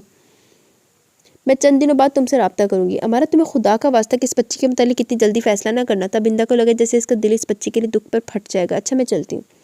ताबिंदा जल्दी सोचना, मेरे पास सिर्फ यही महीना है। आरिफ और मैं जल्दी बाहर जा रहे हैं। अगर तुमने कुछ ना सोचा तो फिर मुझे सोचना पड़ेगा। अमारा की आवाज़ पीछे से आई तो ताबिंदा ने दुख से देखा। शायद वो ममता से सारे राब्ते तोड़ चुकी थी। ताबिंदा को सीढ़ियों पर एक मासूम सी बच्ची नजर आई। इसका रंग सफ़ेद रंग और फैली हुई आंखें अजीब सा तासुर दे रही थी। खून की कोई रमक भी इसके चेहरे से नहीं झलक रही थी। बर्फ़ की तरह सफ़ेद, सर्द और साकिन, बेहद कमज़ोर लागत। प्यारी बच्ची, तो तुम्हारा तो सब कुछ ही छीन गया। ताबिंदा चली कि इसका दिल दुख रहा था। इस बच्ची के लिए जो झगड़ों की भेंट चढ़ गई थी। दिल चाह के इस बच्ची को वो समेट ले, मगर वो क्या करे, इसकी कुछ समझ में नहीं आ रहा था। अपने मुनेरा ने कहा करे तो बिंदा होर की करेगी, यही कुछ करना था बिंदा ने। अच्छा 2-3 दिन गुजर गए। तबिंदा की कुछ समझ में नहीं आया था वो क्या करे, किस सूरत हाल में इस घर में रखे इसको। वो हर हाल में इस बच्ची को बचाना चाहती थी। अचानक एक अनोखा सा ख्याल इसके जहन में आया, कम से कम इस तरह वो दर बदर भटकने से तो बच जाएगी। तबिंदा ने अपने आप से कहा और फिर रुकी। कुछ अजीब नहीं लगेगा? नहीं, फिर नफ़ी में सरला, नामुमकिन तो नहीं है, लड़की ये जल्दी बड़ी हो जाएगी। तबिंदा उलझ की कि क्या करे और क्या ना करे। क्या अब इस मान जाएगा? इसने सर पकड़ कर सोचा, उम्रों में फ़र्क भी तो बहुत है। MSc के बाद कितना अरसा तो जॉब की और अब CSS कर रहा था। 30 साल के करीब तो उम्र होगी। वो ठहरी 14 साल की बच्ची जिसे हमारा ने कभी दुनिया को देखने नहीं दिया, घर में कैद रखा। चलो अब इस भी मान जाए, मगर दुनिया वाले क्या कहेंगे? तबिंदा ने सोचा, मगर फिर एक मजबूत फैसला कर लिया कि लोगों की कोई परवाह नहीं करनी। लोगों की परवाह की तो बच्ची तबाह हो जाएगी, इस तरह कम से कम महफूज तो हो जाएगी। आगे अल्लाह मालिक। हतमी फैसले के बाद उठी और हमारा को फ़ोन मिलाया। हाँ हमारा, कि तुम्हारा आरिफ के साथ शादी का फैसला बरकरार है? एक मध्यम सी उम्मीद थी कि हमारा की ममता जाग उठे और वो भी इस आजमाइश से बच जाए। हाँ मैं सिर्फ तुम्हारे फ़ोन की मुंतज़िर थी। हमारा की बेतासुर आवाज़ उभरी। ताबिंदा के दिल में दुख की लहर उठी, मगर फिर इसने अपने आप को संभाला। हमारा, मैं खनसा का रिश्ता आबिस के लिए मांग रही हूँ, क्या तुम्हें कबूल है? क्या आबिस के लिए? हमारा हैरान हुई। ताबिंदा तल्खी से हंसी। तो क्या तुम 15 साल के बच्चे के साथ इसकी शादी करके जाओगी? तुम्हें आबिस से अच्छा रिश्ता और कोई नहीं मिल सकता। खैर, अब हमारा की आवाज़ उभरी। मुझे कबूल है, तुम जल्द से जल्द आकर अपनी अमानत वसूल कर लो। हमारा को जल्दी थी। हमारा, मैं 29 तारीख को इंग्लैंड 10 बजे की फ़्लाइट से जा रही हूँ। 8 बजे तक हम निकाह करने आ जाएंगे, ठीक है ना? ताबिंदा ने प्रोग्राम सेट किया। ठीक तो है, मगर 29 में तो भी बहुत वक्त पड़ा। तुम ये निकाह पहले भी तो कर सकती हो। हमारा ने थोड़ी सी उलझन जाहिर की। मैं यही वक्त मुनासिब समझती हूँ। ताबिंदा के लहजे में हल्की सी तुर्शी हो सकती थी। तुम मेरा इंतज़ार करना। हाँ मैं तुम्हारी मुंतज़िर रहूँगी। वैसे 29 को मेरी भी फ़्लाइट है 10:30 बजे। मैं निकाह करते ही रवाना हो जाऊँगी। हमारा ने इत्तला दी। ये तो और भी अच्छी बात है हमारा। ताबिंदा ने सुकून की सांस ली। Okay bye. ताबिंदा ने फ़ोन रख दिया। अब सबसे कठिन मरला बाकी था, आबिस की रजामंदी। लेकिन ताबिंदा जानती थी कि थोड़ा सा शोर करके वो इसकी बात मान लेगा। ताबिंदा कोई अच्छा सा मौका तलाश करी थी इससे बात करने का। अब इस दोस्तों के साथ मिलकर कंबाइंड स्टडी कर रहा था। 2 और दोस्त भी तैयारी कर रहे थे। वहाँ से वापस आया तो काफ़ी फ्रेश मूड में था। ताबिंदा ने चाय इसके हाथ में दी और ख़ुद पास बैठ कर वो अल्फाज मुरतब करने लगी जिनके ज़रिए वो अपनी बात सही तरह समझा सके। अब इसने अम्मी को मुस्तरफ देखा तो समझ के कोई ख़ास बात करना चाह रही हैं। अम्मी क्या हुआ, आप कुछ परेशान लग रही हैं? अब इसने चाय नीचे रखी। परेशान तो नहीं हूँ, अलबत्ता खुश हूँ क्योंकि मैंने अपने प्यारे बेटे की शादी जो तय कर दी है। 29 तारीख को तुम्हारा निकाह है। ताबिंदा ने एक ही सांस में अपनी बात मुकम्मल की और सुकून का सांस लिया, जैसे सारा बोझ उतर गया। अब इस तो पहुँच कर रह गया। किसकी शादी, किसका निकाह? तुम्हारी शादी, तुम्हारा निकाह। ताबिंदा ने नहायत सुकून से कहा। मगर मम्मी आप जानती कि अभी एग्ज़ाम्स दे रहा हूँ, फिर मेरी कमिटमेंट है आलिया के साथ कि मैं CSS करते ही से शादी करूँगा। और आप अच्छी तरह जानती कि एग्ज़ाम में सिर्फ इसकी वजह से दे रहा हूँ कि इसे ये जॉब पसंद है। आप इस हैरान था कि मम्मी इसके प्रोग्राम से वाकिफ़ थी, फिर भी नौकरी जिद कर रही है। आलिया किसी से भी शादी कर लेगी, मगर आबिस तुम मेरी ख्वाहिश पूरी करोगे। मेरी ख्वाहिश तुम खनसा है, तुम सिर्फ इससे शादी करोगी। ताबिंदा ने अब सख्ती इख्तियार की। मगर मम्मी मेरी पसंद, मेरी कमिटमेंट। आप इसने बात मुकम्मल करने की कोशिश की। भाड़ में गया सब कुछ, तुम सिर्फ मेरी ख्वाहिश पूरी करोगे। ताबिंदा का ज़बत रुखसत हो गया। अब इस खामोश हो गया। तुम आलिया से बहुत मोहब्बत करते हो? आप इसको खामोश देकर ताबिंदा ने पूछा। नहीं, मगर वो मुझे अच्छी लगती है। फिर मैं इससे वादा कर चुका हूँ, आप जानते हैं कि मैं अपना वादा ज़रूर निभाता हूँ। आप इसने मम्मी को समझाने की कोशिश की। इसलिए तो वो लड़की मैं तुम्हारे हवाले कर रही हूँ क्योंकि तुम इसका ख्याल करोगे, इस रिश्ते को निभाओगे। अब इसमें इसकी माँ को ज़ुबान दे चुकी हूँ कि तुम अपनी बात को मेरी बात पर तरजीह दोगे। अम्मी मुझे कुछ सोचने दे। आबिस बेबस हो गए। नहीं, सोचने की गुंजाइश नहीं है। ताबिंदा खड़ी होगी। वो दो दोस्तों को साथ ले लेना रुखसती इसी वक्त होगी, बाद में लोगों को खुद ही पता चल जाएगा कि तुम्हारी शादी हो गई है। अम्मी फरीबादी तहमीना, आप ही बड़े भैया, इस सबको नहीं बुलाना। आप इसको मम्मी के इस अनोखे प्लान ने चकरा दिए। नहीं, मैं खुद इनको बता दूंगी। मुझे एयरपोर्ट पर छोड़कर इस लड़की को तुम घर ले आना। इसकी मामा भी बाहर जा रही है, इसलिए इमरजेंसी में शादी करनी पड़ी। आबिस मेरे बेटे, तुम मेरा मान हो। इस लड़की का ख्याल रखना, अब तुम्हारी सिवा इसका कोई नहीं है। ताबिंदा मामूली ही बात कर रही थी। आपकी बातों से मैं ये क्यास कर रहा हूँ कि मैं अपने हल्का बाब में अपनी शादी का जिक्र ना करूँ। आबिस ने इनकी बातों से नतीजा अखज़ किया। अभी तो यही बेहतर है लड़की घर आ जाए, फिर तुम्हारा जी चाहे तो बता देना। ताबिंदा खुद उलझी हुई थी, इसे क्या बताती। आबिस से कराया था। अम्मी मुझे कुछ समझ में नहीं आ रहा कि आप मेरे साथ क्या करने जा रही हैं। आप एक लड़की से खुद मेरी खुफिया शादी कर रही हैं। आबिस सख्त परेशान था। कोई खुफिया शादी नहीं है। जब मैं कह रही हूँ कि तुम्हारी बहनों को मैं खुद इतला कर दूंगी, तो तुम्हें किस चीज़ की फिक्र है। और ज़्यादा मेरे साथ बहस ना करो। ताबिंदा चिढ़कर उठ गई और आबिस पे बस इसे ने देखता रह गया। अल्लाह, हुण मुंडे दी जिंदगी दे विच अचानक उन झटके मिल रहे थे, कोई सवाल भी ना चुके। वाह अम्मी जी। मम्मी, अम्मी किधर गई। अम्मी तो इत्थे ही आ, पढ़न वाला कित्थे गया। पता नहीं अम्मी मेरे साथ क्या कर रही हैं, वो बड़बड़ाया। और तब बिंदा सोचती थी कि खंसा को देखकर आबिस के पता नहीं क्या तासुरात होंगे। पहले खुद तो कबूल कर ले, फिर चाहे सारे ज़माने को बताता फिरे। आहो गल तो सही है। हाले तो 440 वोल्ट तो तेनू झटका पैना। हाले पहले अपने झटके तो संभल के तो फेर ही तू करी। खंसा ये लो कागज़, इस पर साइन करो। अमारा ने भालू के साथ खेलती खंसा को एक कागज़ पकड़ाया। खंसा ने बेबसी से इनकी तरफ देखा। मामा आप कहीं जा रही हैं, प्लीज़ मुझे भी साथ ले जाए। इसने इल्तजा की। ओ अहमक लड़की, जहाँ जा रही हूँ वहाँ तुम्हें भी साथ लेकर जा रही हूँ। ये वहीं के कागजात है, जल्दी से साइन करो, मेरा दिमाग ख़राब मत करो। खंसा ने खामोशी से साइन कर दिया। वो जानती थी मामा इसे झूठ बोल रही है। वो जहाँ भी जा रही है इसे साथ नहीं लेकर जा रही, बल्कि किसी और के हवाले कर रही है। शायद इस खातून के जो मामा के पास आई थी। हमारे ने नबी को सब कुछ बता दिया कि वो खंसा के साथ ही रहेंगी और मुनासिब मौका देकर इसे सब कुछ बता देंगी। फिलहाल इसे कुछ नहीं बताया जा रहा था। हमारे ने वो कागजात जाकर मौलवी साहब के हवाले कर दिए और लड़की ने हाँ कर दी और साइन भी कर दिए। अब इसका खामोशी से तमाम कार्रवाई देख रहा था। वो तो पहले उलझा हुआ था कि अम्मी पता नहीं इसके साथ क्या कर रही है। निकाह वगैरह से फारिग होकर हमारा और ताबिंदा दोनों ही एयरपोर्ट के लिए रवाना हो गए। ताबिंदा ने आप इसको ताकीद की कोई इस एयरपोर्ट पर छोड़कर अपनी बीवी को लेकर घर चला जाए। Okay mummy. आप इसने सादतमंदी से सर लाने कहा कि दो बोलों ने इसके अंदर गुदगुदी सी पैदा कर दी थी। ख्वाहिश उभर रही थी कि जल्दी से देखे जो इस यूँ अचानक इसकी ज़िंदगी में दाखिल हो गई थी। मुंडे पुत्र है ना ख्वाहिश कर, क्योंकि जो अरमान टूटने तो तेरे दिल टूटने की आवाज़ मैंने इत्थे तक पहुँच जानी। अच्छा, खंसा कितना खूबसूरत और मुनफरिद नाम है। आप इसके लबों पर मुस्कुराहट फैल गई। हाय हाय, मैं की कह सकनी है। तमाम रास्ते से सोचता रहा। वो इसके नाम के साथ व्यवस्था कर दी गई थी। एयरपोर्ट पर काफ़ी देर हो गई थी। जहाज़ लेट रवाना हुआ। आप इसे 1 बजे के करीब वापस आ रहा था। आया बार बार इसका ख्याल आ रहा था कि इसकी अम्मी को भी अमेरिका जाना है। वो कितनी उदास होगी इसके जाने से, और अब तो वो बिल्कुल अकेली होगी, इसका इंतजार कर रही होगी। बंगले में अंदर दाखिल हुआ तो चारों तरफ सुनाटे बोल रहे थे। सभी नींद के मजे ले रहे थे। आबिस ने पोर्च में गाड़ी खड़ी की तो दरवाजे पर एक बूढ़ी औरत खड़ी थी, शायद मुलाजमा थी। आबिस ने हाय हाय हाय वे आबिस ने तक तचका लगा जे तैयार हो जो सारे। सोचा खंसा कहाँ है, मैं इन्हें लेने के लिए आऊँ। मैं आबिस हूँ इनका शोहर। आबिस बेचैनी से इसका इंतजार करने लगा। खंसा। अनाबी ने खंसा को आवाज़ दी जो खिड़की के पास खड़ी थी। खंसा पलटी। अनाबी मामा चली गई है ना मुझे छोड़कर, मैं अब कहाँ जाऊँगी, किसके पास जाऊँगी, मुझे बहुत डर लग रहा है। खंसा कांप रही थी, आंसू इसका पूरा चेहरा भिगो रहे थे। खंसा अनाबी से लिपट गई। खंसा बेटा हौसला करो, मैं तुम्हारे साथ हूँ। अब हमें इस घर को छोड़ना होगा, जहाँ रहना है वो हमें लेने के लिए आया। अब हम तबिंदा बीबी के घर पर रहेंगे। क्या मैं तबिंदा आंटी के पास रहूँगी। खंसा ने सर उठाया। आप इनके साथ रहेंगी, आप अपना सामान ले, वो इंतज़ार कर रहा है। अनाबी बाहर गई, निकल आई। आबिस बेचैनी से इसका इंतजार कर रहा था। दिल बेख्तियार हो रहा था इसे देखने के लिए। सब्र ना हो सका तो टहलने लगा। अनाबी आई तो वो ठहर गया। क्या हुआ, वो आपके साथ क्यों नहीं आई, क्यों नहीं। आबिस ने पूछा। आबिस मियाँ, हमारा बीबी और तबिंदा बीबी ने खंसा बेटा को इस रिश्ते के बारे में कुछ नहीं बताया। अगर आपकी मर्जी होगी तो उसे बता भी दीजिएगा और समझा भी दीजिएगा। अनाबी ने सादगी से कर वापस चली गई। हैं क्या मतलब, कुछ नहीं बताया तो फिर निकाह कैसे हो गया। ये दोनों अम्मियाँ मिलकर मेरे साथ क्या कर रही हैं। आबिस ने सर पकड़ लिया, फिर मुस्कुरा दी। खैर सामने तो आए, बता भी देंगे, समझा भी लेंगे। हले हाय तेरी मुस्कुराहट तो हुणे नोच ली जा रही है, समझा भी लेगा तू तो दस भी देगा, हुण दसी उन्होंने। खंसा अपने सामान पैक कर चुकी थी। वो बिल्कुल खामोश थी। अपने भालू को सीने से लगाया अनाबी के साथ बाहर आ गई। आबिस की आंखें दरवाजे पर लगी हुई थी। अनाबी के साथ एक अजीब सी बच्ची बाहर निकली, सहमी हुई, खौफजदा किसी लाश की तरह। सफ़ेद पतले पतले बाजू लटक रहे थे। बहुत लागत थी, बस आंखें पूरे चेहरे पर नुमाया थी। डेले। आबिस ने उचक कर अनाबी के पीछे देखा कि शायद शर्म के मारे खंसा भी पीछे रह गई हो और ये अनाबी की कोई अपनी रिश्तेदार हो। अनाबी ने इत्मीनान से बैक सीट के दरवाज़ा खोला और सामान रखकर बच्ची को बिठाकर खुद भी बैठ गई। अरे ये क्या बात हुई, आप खंसा को कहाँ छोड़ आए। अब इस गाड़ी की तरफ लपका। खंसा मेरे साथ बैठी है। अनाबी ने इत्मीनान से इस बच्ची की तरफ इशारा किया जो बेहद खौफजदा नज़रों से देख रही थी। आय हाय हाय, लग गए 440 वॉट। क्या? अब इसकी आंखें फटी की फटी रह गई और वो धूप से ज़मीन पर बैठ गया और अपना सर पकड़ लिया। हाय, शुक्र कर तेरे ब्रेन हैमरेज नहीं हो गया थे। खंसा के आंसू रवां हो गए। शायद तबिंदा आंटी और इनके घर वाले भी मुझे कबूल नहीं करे। मामा ज़बरदस्ती मुझे इनके हवाले कर गए, तभी तो ये भी इतना परेशान हो रहे कि मुझे देखकर इनको कितना सदमा हो रहा है। दुनिया में कोई भी मुझे कबूल नहीं कर सकता, कहीं भी मेरे लिए जगह नहीं है। खंसा ने अनबी के कंधों पर सर रख दिया ताकि इसके होने का यकीन कर सके। आप शायद पागल हो रही हैं। आप इसने संभल कर सर ऊंचा किया और मशकूक अंदाज में अनबी की तरफ देखा। मैं नहीं, बल्कि आप पागल हो रहे हैं। अनबी पूरी तरह मुतमिन थी। आपके कहने का मतलब है मेरा इनके साथ? आबिश रुक गया। वो रोने वाला हो रहा था। जुमला पूरा करते हुए भी इसे शर्मिंदगी हो रही थी। भला वो इस बच्ची के सामने कैसे कह सकता था कि इसका निकाह इससे हो चुका है?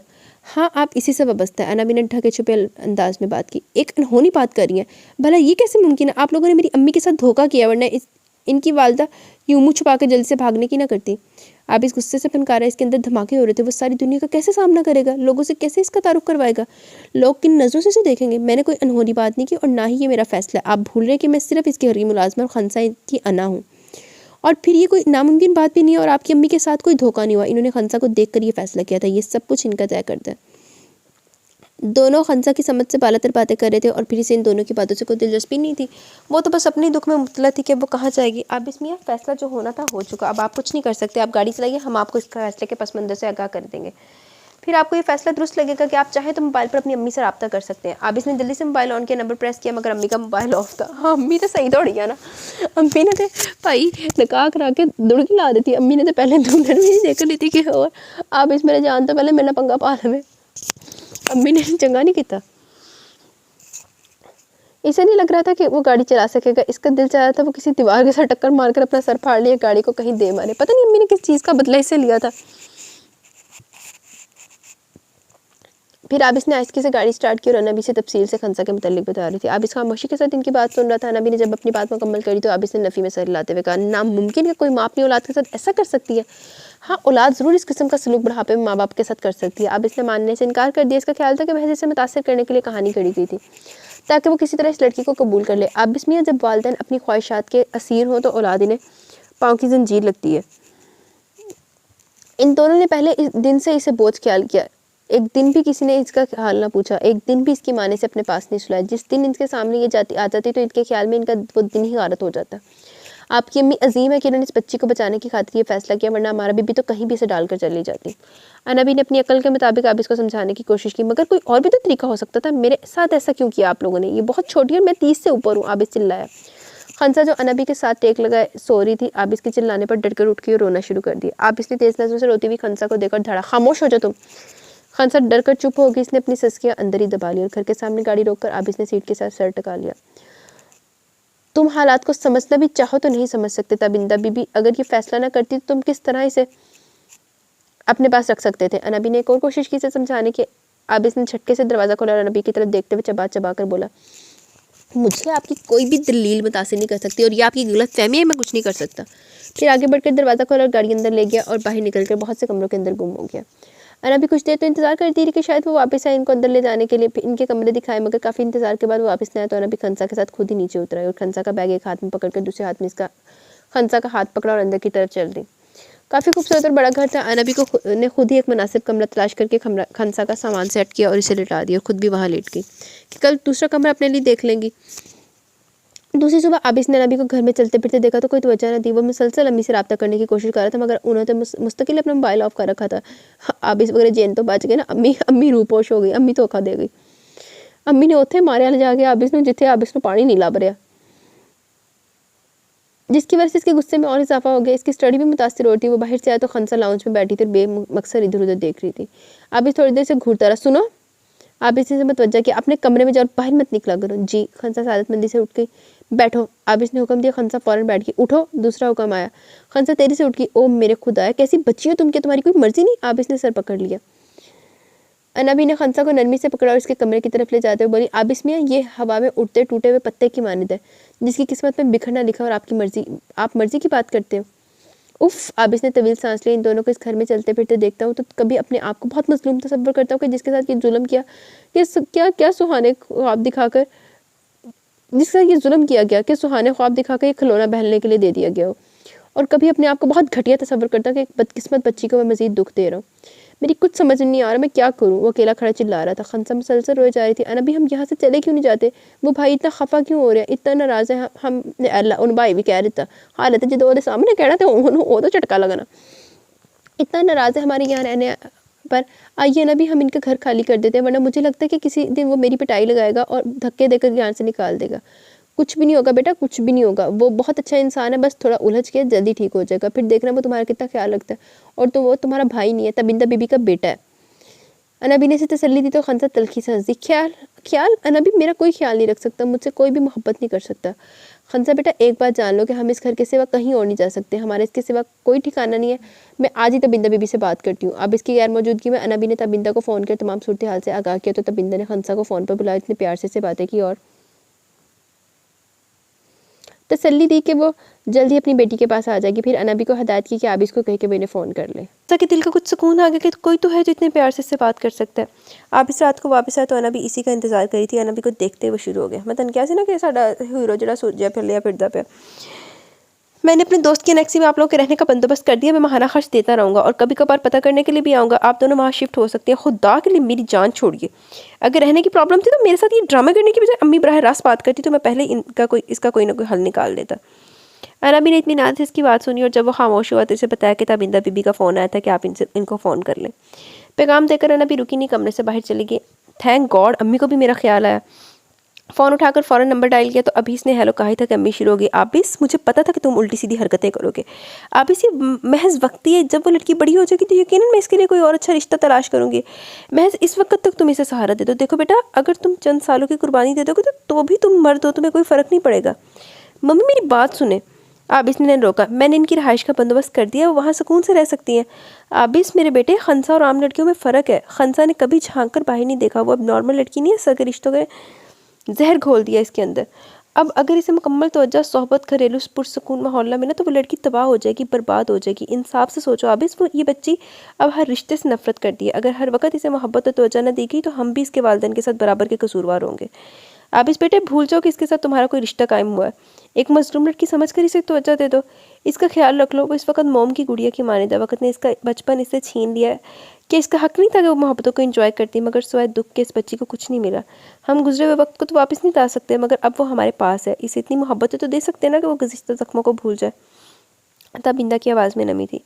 मगर अम्मी, आबिस ने कुछ कहना चाहा तो तबिंदा को गुस्सा आ गया। आबिस तुम बहुत ढीठ साबित हो रहे हो, एक मामूली सी बात तुम्हारी समझ में नहीं आ रही। अगर तुमने इसे तलाक देने की कोशिश की, ये घर से निकाला, तो याद रखना मैं तुम्हारे पास वापस कभी भी नहीं आऊँगी। तबिंदा ने मजीद इसकी कोई बात सुनने बगैर फ़ोन बंद कर दिया, बस हेलो हेलो करते रह गया, फिर गुस्से से फ़ोन फेंक दिया। आबिस ने अद्दे काबू आना सी नहीं थी, आबिस नहीं आता आना लगा किसी से। उफ़ मेरे खुदा, मैं क्या करूँ, मैं लोगों का सामना कैसे करूँगा, क्या जवाब दूंगा कि ये कौन है। शुक्र है कि मैंने अपनी शादी की इत्तला नहीं दी, वरना यहाँ तो रश लग जाता कि और मेरा जो जुलूस निकलता वो तो किसी का भी ना निकला होता। मैं आलिया को क्या जवाब दूंगा कि मैंने महज इस बच्ची की वजह से अपनी कमिटमेंट तोड़ दी। अब इस चलता हुआ खंसा के कमरे के सामने खड़ा हो गया। दरवाज़ा खुला था। खंसा भालू को अपने सीने से लगाए सो रही थी, कितनी कमज़ोर और लागर थी। अब इसने इसे हवा के झोंकों से डरते देखा था। जब से अब इसने से कमरे से निकलने से मना किया था, वो कभी भी इसके सामने नहीं आती थी। अब इसने बालों को पकड़ा। शायद अम्मी ठीक कहती है कि इसे इंसानों की तवज्जो की ज़रूरत है, और ये सूरत में मुमकिन है जब ये दो लोगों के दरमियान रहे, रिश्तों की मोहब्बत गर्मी को महसूस करे। वाकई चंद सालों की तो बात है, जहाँ मैंने इतने साल शादी नहीं की, अगर चंद साल और नहीं शादी करूँगा तो क्या फ़र्क पड़ जाएगा। अगर एक ऐसी लड़की जिसका वास्ता कभी माशरे से ना पड़ा, वो स्कूल तक ना गई हो, अगर मैं इसे यूँ तनहा छोड़ दूँगा तो क्या ये सही सलामत किसी मंजिल तक पहुँच जाएगी। आली इस वक्त तक ठहर गई तो ठीक, वरना कोई और सी। मैं इसे मुकम्मल इंसान बनाऊंगा। मैं किसी कमज़ोर लम्हे का शिकार होकर इसके बचपन को डिस्टर्ब नहीं करूँगा। जो मोहब्बत और त्वचा इसका हक था वो अब इसे ज़रूर मिलेगा। ये एक नॉर्मल ज़िंदगी गुजारेगी। इसे देखकर तो लगता है कि इसने ज़िंदगी में कोई ज़िद की ही नहीं है। मैं इसे ज़िद करना, फरमाइश करना, हंसना, रूठना सिखाऊंगा। चंद सालों बाद जब ये कोई फ़ैसला करने के काबिल हो जाएगी तो ये अपने मुताल्लिक़ खुद फ़ैसला करेगी, और मैं इसका हर फ़ैसला कबूल करूँगा। अब इसने अपने आप से बहुत से वादे किए। इसने हकीकत को समझ लिया था कि इस अम्मी ने यह फ़ैसला किस वजह से किया था। खंसा अकेली कहीं भी नहीं रह सकती थी। निकाह से खंसा को क्या फ़र्क पड़ता था, इसे पहले कौन सी खबर थी। और चंद सालों से अब इसको भी कोई फ़र्क नहीं पड़ता था। वो चंद सालों बाद आलिया से शादी कर सकता था। सुबह नाश्ते पर इसने अरबी से खंसा के बारे में पूछा तो इन्होंने चौंक कर देखा। आप इसको अजीब शर्मिंदगी महसूस हुई। इब्तिदा थी ना, इसलिए आप इसको खुद को भी अजीब सा महसूस कर रहा था, मगर ये तो करना ही था, आखिर वो इसकी जिम्मेदारी थी। कहाँ है वो? नाश्ता नहीं करवाया आपने इसे? जी मजबूत करके फिर पूछा, वो सो रही है, सारी रात डरती रही है, वैसे भी वो खाना वगैरह कम ही खाती है, अनाबी ने बताया। ये तो बहुत बुरी बात है, इस उम्र के बच्चों को तो ग़िज़ा की ज़्यादा ज़रूरत होती है, कम ग़िज़ा की वजह से वो इतनी कमज़ोर है। बात करते हुए आबिस ने अपने आप को सख्त अहमक महसूस कर रहा था। इसे यूँ लग रहा था कि इसने कोई बच्चा अडॉप्ट कर लिया और अब इसकी ग़िज़ा की कमी की वजह से फ़िक्रमंद हो। पता नहीं क्या सी ना, पहले आबिस ने हीरोइन पाल लिया, फिर हीरोइन आबिस ने पाल लेगी। आबिस मियाँ वो हर चीज़ से बेजार है, कई कई दिन कुछ नहीं खाती, चाहे इसे कुछ कह लो। अच्छा बुलाइए ज़रा इसे, आबिस ने अनबी से कहा तो वो इसे बुलाने के लिए चली गई। आबिस ने देखा कि खंसा दरवाजे तक अनबी के साथ है, मगर इसे देखकर पलट की। आबी ने इसे आवाज़ें भी दी मगर वो नहीं रुकी। तो आबिस ने अपने आप से कहा कभी इतनी जल्दी थोड़ी मुझसे मानूस हो जाएगी, थोड़ा सा वक्त लगेगा इसे दोस्त बनाने में। नाश्ता करके आबिस दोस्तों की तरफ निकल गया। इसने स्टडी दोबारा शुरू करने का फैसला कर लिया था, क्योंकि इसने जान लिया था कि वो कुछ भी नहीं कर सकता। हालात जैसे चल रहे थे वैसे ही चलेंगे, इससे पूछकर बदल थोड़ी जाएंगे। शाम को वापस आया तो खंसा इसे लाउंज में नजर आई। इस पर नज़र पड़ते ही कमरे में गायब हो गई और दरवाज़ा बंद कर दिया। इसे क्या हुआ? इसने हैरत से अनबी की तरफ देखा। दरअसल वो आपसे बहुत डरती है, इसलिए छुप जाती है। आबिस चुप हो गया, इसे अपना गुज़िश्ता रवैया याद आ गया। दूसरे दिन वो इसके लिए चॉकलेट लाया। आबिस चुप हो गया, इसे अपना गुज़िश्ता रवैया याद आया। दूसरे दिन वो इसके लिए चॉकलेट लाया। खंसा इसे लॉन में नजर आई। इसे देखते ही भागने लगी तो आबिस गाड़ी लॉक किए बगैर इसके पीछे भागा और अंदर दाखिल होते से पहले से पकड़ लिया और हाथ पकड़कर ज़बरदस्ती लॉन में लिया और वहाँ बड़ी हुई एक कुर्सी पर बिठा दिया। खंसा रोए जा रही थी। सॉरी सर, मैं अंदर से नहीं निकलती, मगर जब लाइट चली जाए तो मुझे दिन में भी डर लगता है, इसलिए मैं लॉन में आ गई थी। आप मेरी पहली गलती समझकर माफ़ कर दें, मुझे स्टोर में बंद ना करें। वो कांप रही थी। आबिस इसकी हालत पर हैरान रह गया। गुड़िया क्या हुआ? देखो मैं तो तुम्हारा दोस्त हूँ, ये देखो मैं तुम्हारी चॉकलेट लाया हूँ। खंसा हैरानी से इसे देखने लगी, फिर आहिस्ता से इसके हाथ से चॉकलेट ले ली और गौर से इसे देखने लगी। तो आबिस दोबारा बोला, क्या हुआ गुड़िया, इतनी खामोश क्यों है आप? फिर दिन में बोला, क्या हालात हो गए मेरे? कल तक ख्यालों में जाने मन प्यारी वगैरह खेल का बात से याद करता, तो आज वो बेबी गुड़िया लाना तो मुझ पर। आप इसको हंसी आ गई। आप इतना हो तो वाकई बड़ी सुधरी है। खंसा बिल्कुल खामोशी से देख रही थी। नाश्ता किया था खंसा आपने? खंसा ने इनकार में सर लाया। लंच? खंसा ने दोबारा इनकार किया। माय गॉड, कि तुम इंसान नहीं हो? तुम्हें भूख नहीं लगती? जब भी तो ये हालत है कि चलती हो तो लगता है कि हवा अपने साथ उड़ा कर ले जाएगी। उठो। आप इसने इसका हाथ पकड़ा अंदर ले आया। वो रोबोट की तरह इसके साथ चल रही थी। अनाबी अंदर आकर आवाज़ दी तो अनाबी फ़ौरन आ गई और इन दोनों को साथ साथ देखकर हैरान होगी। अनाबी आपको ज़रा भी परवाह नहीं है? खंसा भूखी है। वो आबिस में मैंने तो बहुत इसरार किया, मगर ये कुछ खाने को तैयार ही नहीं। खंसा हैरत से आबिस को देख रही थी जो इसकी इतनी परवाह कर रहा था। आबिस की हैरत फाम किया मगर कोई परवाह ना की। अनाबी अब खाना लगा दीजिए, मैं देखता हूँ ये कैसे नहीं खाती। अनाबी जल्दी से किचन की तरफ चली गई और खंसा, मुझे लगता है कि तुमने सुबह से मुंह भी नहीं धोया, चलो उठो जल्दी से नहाकर कपड़े बदल कर आओ, मैं भी फ्रेश होकर आता हूँ, फिर दोनों मिलकर खाना खाते हैं। आबिस जल्दी जल्दी का शोर मचाता हुआ अपने कमरे की तरफ चला गया। वो ऐसे जाहिर कर रहा था जैसे वो खंसा बचपन के दोस्त और इनमें कोई अजनबियत ना हो।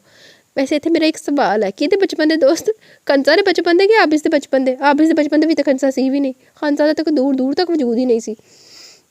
अच्छा, खंसा हिचकिचाहट का शिकार थी, फिर आहिस्ता से उठी, गुसल करके ने कपड़े बदले और खाने की मेज़ पर आ गई। वो बेहद घबरा रही थी। इसे लग रहा था कि अगर इसने आबिस की बात ना मानी तो इसकी पिटाई लगाएगा और मामा की तरह स्टोर में बंद कर देगा। आबिस आया तो वो मेज़ के करीब खड़ी अपनी उंगलियां चाट रही थी। गंदी बच्ची। आबिस ने इसका हाथ नीचे किया और वॉश बेसिन के पास जाकर खुद इसके हाथ धुलाए। आओ मैं तुम्हें खुद खाना खिलाता हूँ। आबिस जाने किस ख्याल से बोला। खंसा को अपने बेख्तियार अपनी ख्वाहिश याद आ गई कि मामा इसे अपने हाथों से खाना खिलाएं, और आज ये अजनबी इसकी ख्वाहिश पूरी करा था। इसकी आंखों में आंसू आ गए। रोना नहीं। आबिस ने हल्का सा डांट और छोटे छोटे लुकमे इसके मुंह में डालता रहा। खंसा ने ज़रूर से ज़्यादा खाना खा लिया। इसे खाना कभी भी इतना मज़ेदार नहीं लगा जितना आज लग रहा था। जुगनू इसकी आंखों में चमकने लगे थे। आबिस इसके चेहरे का सुकून महसूस कर रहा था। चलो अब खाना के बाद आबिस इसके कमरे में साथ ही आ गया और बिस्तर पर लेट कर इसे कहानी सुनाने लगा।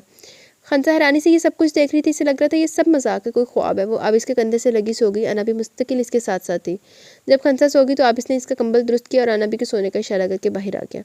इसके सारे जज्बात मर गए थे। इसके लिए खंसा एक ऐसी बच्ची थी जिसे इत्तेफाक ने इसकी जिम्मेदारी बना दिया था।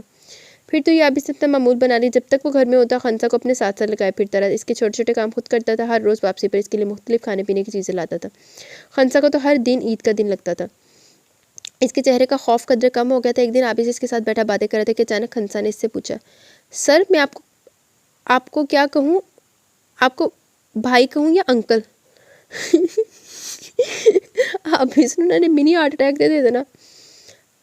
अब इसका मुंह खुले का खुला रह गया। बड़ी मुश्किल से थूक निकल कर बोला, ना क्यों तूने कहा जाया कराना?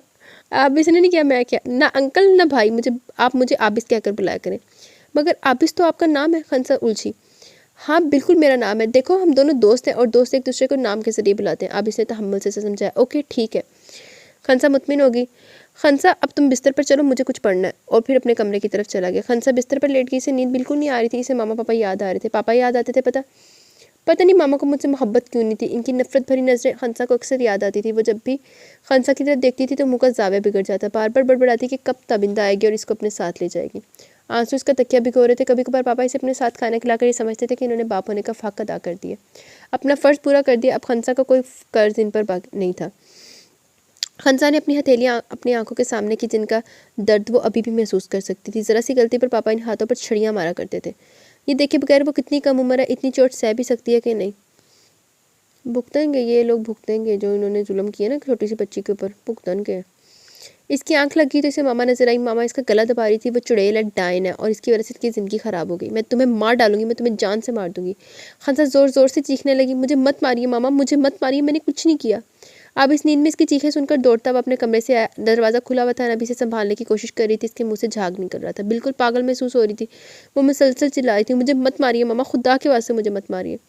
अब इसने नबी को एक तरफ किया और आहिस्ता से इसे आवाज़ दी, खंसा खंसा, मगर वो अपने होश में नहीं थी। अब इसने ज़ोरदार थप्पड़ इसके मुंह पर मारा। खंसा एकदम खामोश होगी, आंखें खोल दी। शदीद सर्दी में भी वो पसीने पसीने हो रही थी। अनबी ने अब इसको पानी पकड़ा। अल्लाह, कोई होर तरह होश दवाना तू जरूर चढ़ मार के दवाना सी। एडा तू भाई जंडू भाई ते एडा तेरा भारी हत्थ होना ते उन्हें मार देता बच्ची ते। चल कोई ना, तेरी इंटेंशन गलत नहीं सी, तेन माफ़ किया। खंसा, अब इसने इसके घने बाल पीछे किए। गुड़िया डर गई हो क्या? खंसा उठकर बैठ गई। आबिस भाई, मामा मुझे मार डालेंगी। ओए होए, फिर आबिस भाई, आबिस भाई। आबिस करा उठा। पहली बात तो ये कि तुम मुझे आबिस भाई हरगिज़ नहीं कहोगी। जी। खंसा जो पहले से डरी हुई थी मज़ीद डर गई। और दूसरी बात यह कि तुम पानी पी लो। आप इसने अपने आप को पुरसकून करने की कोशिश की। अरे मैं तुम दस रही, जिन्नी देर तक खंसा ने वड्डा होना ना, आप इसने एक अद्धा मिनी अटैक तो हो जाना, हार्ट अटैक हो जाना आपस में भाई सुन के या कुछ इधर ही गला सुन के।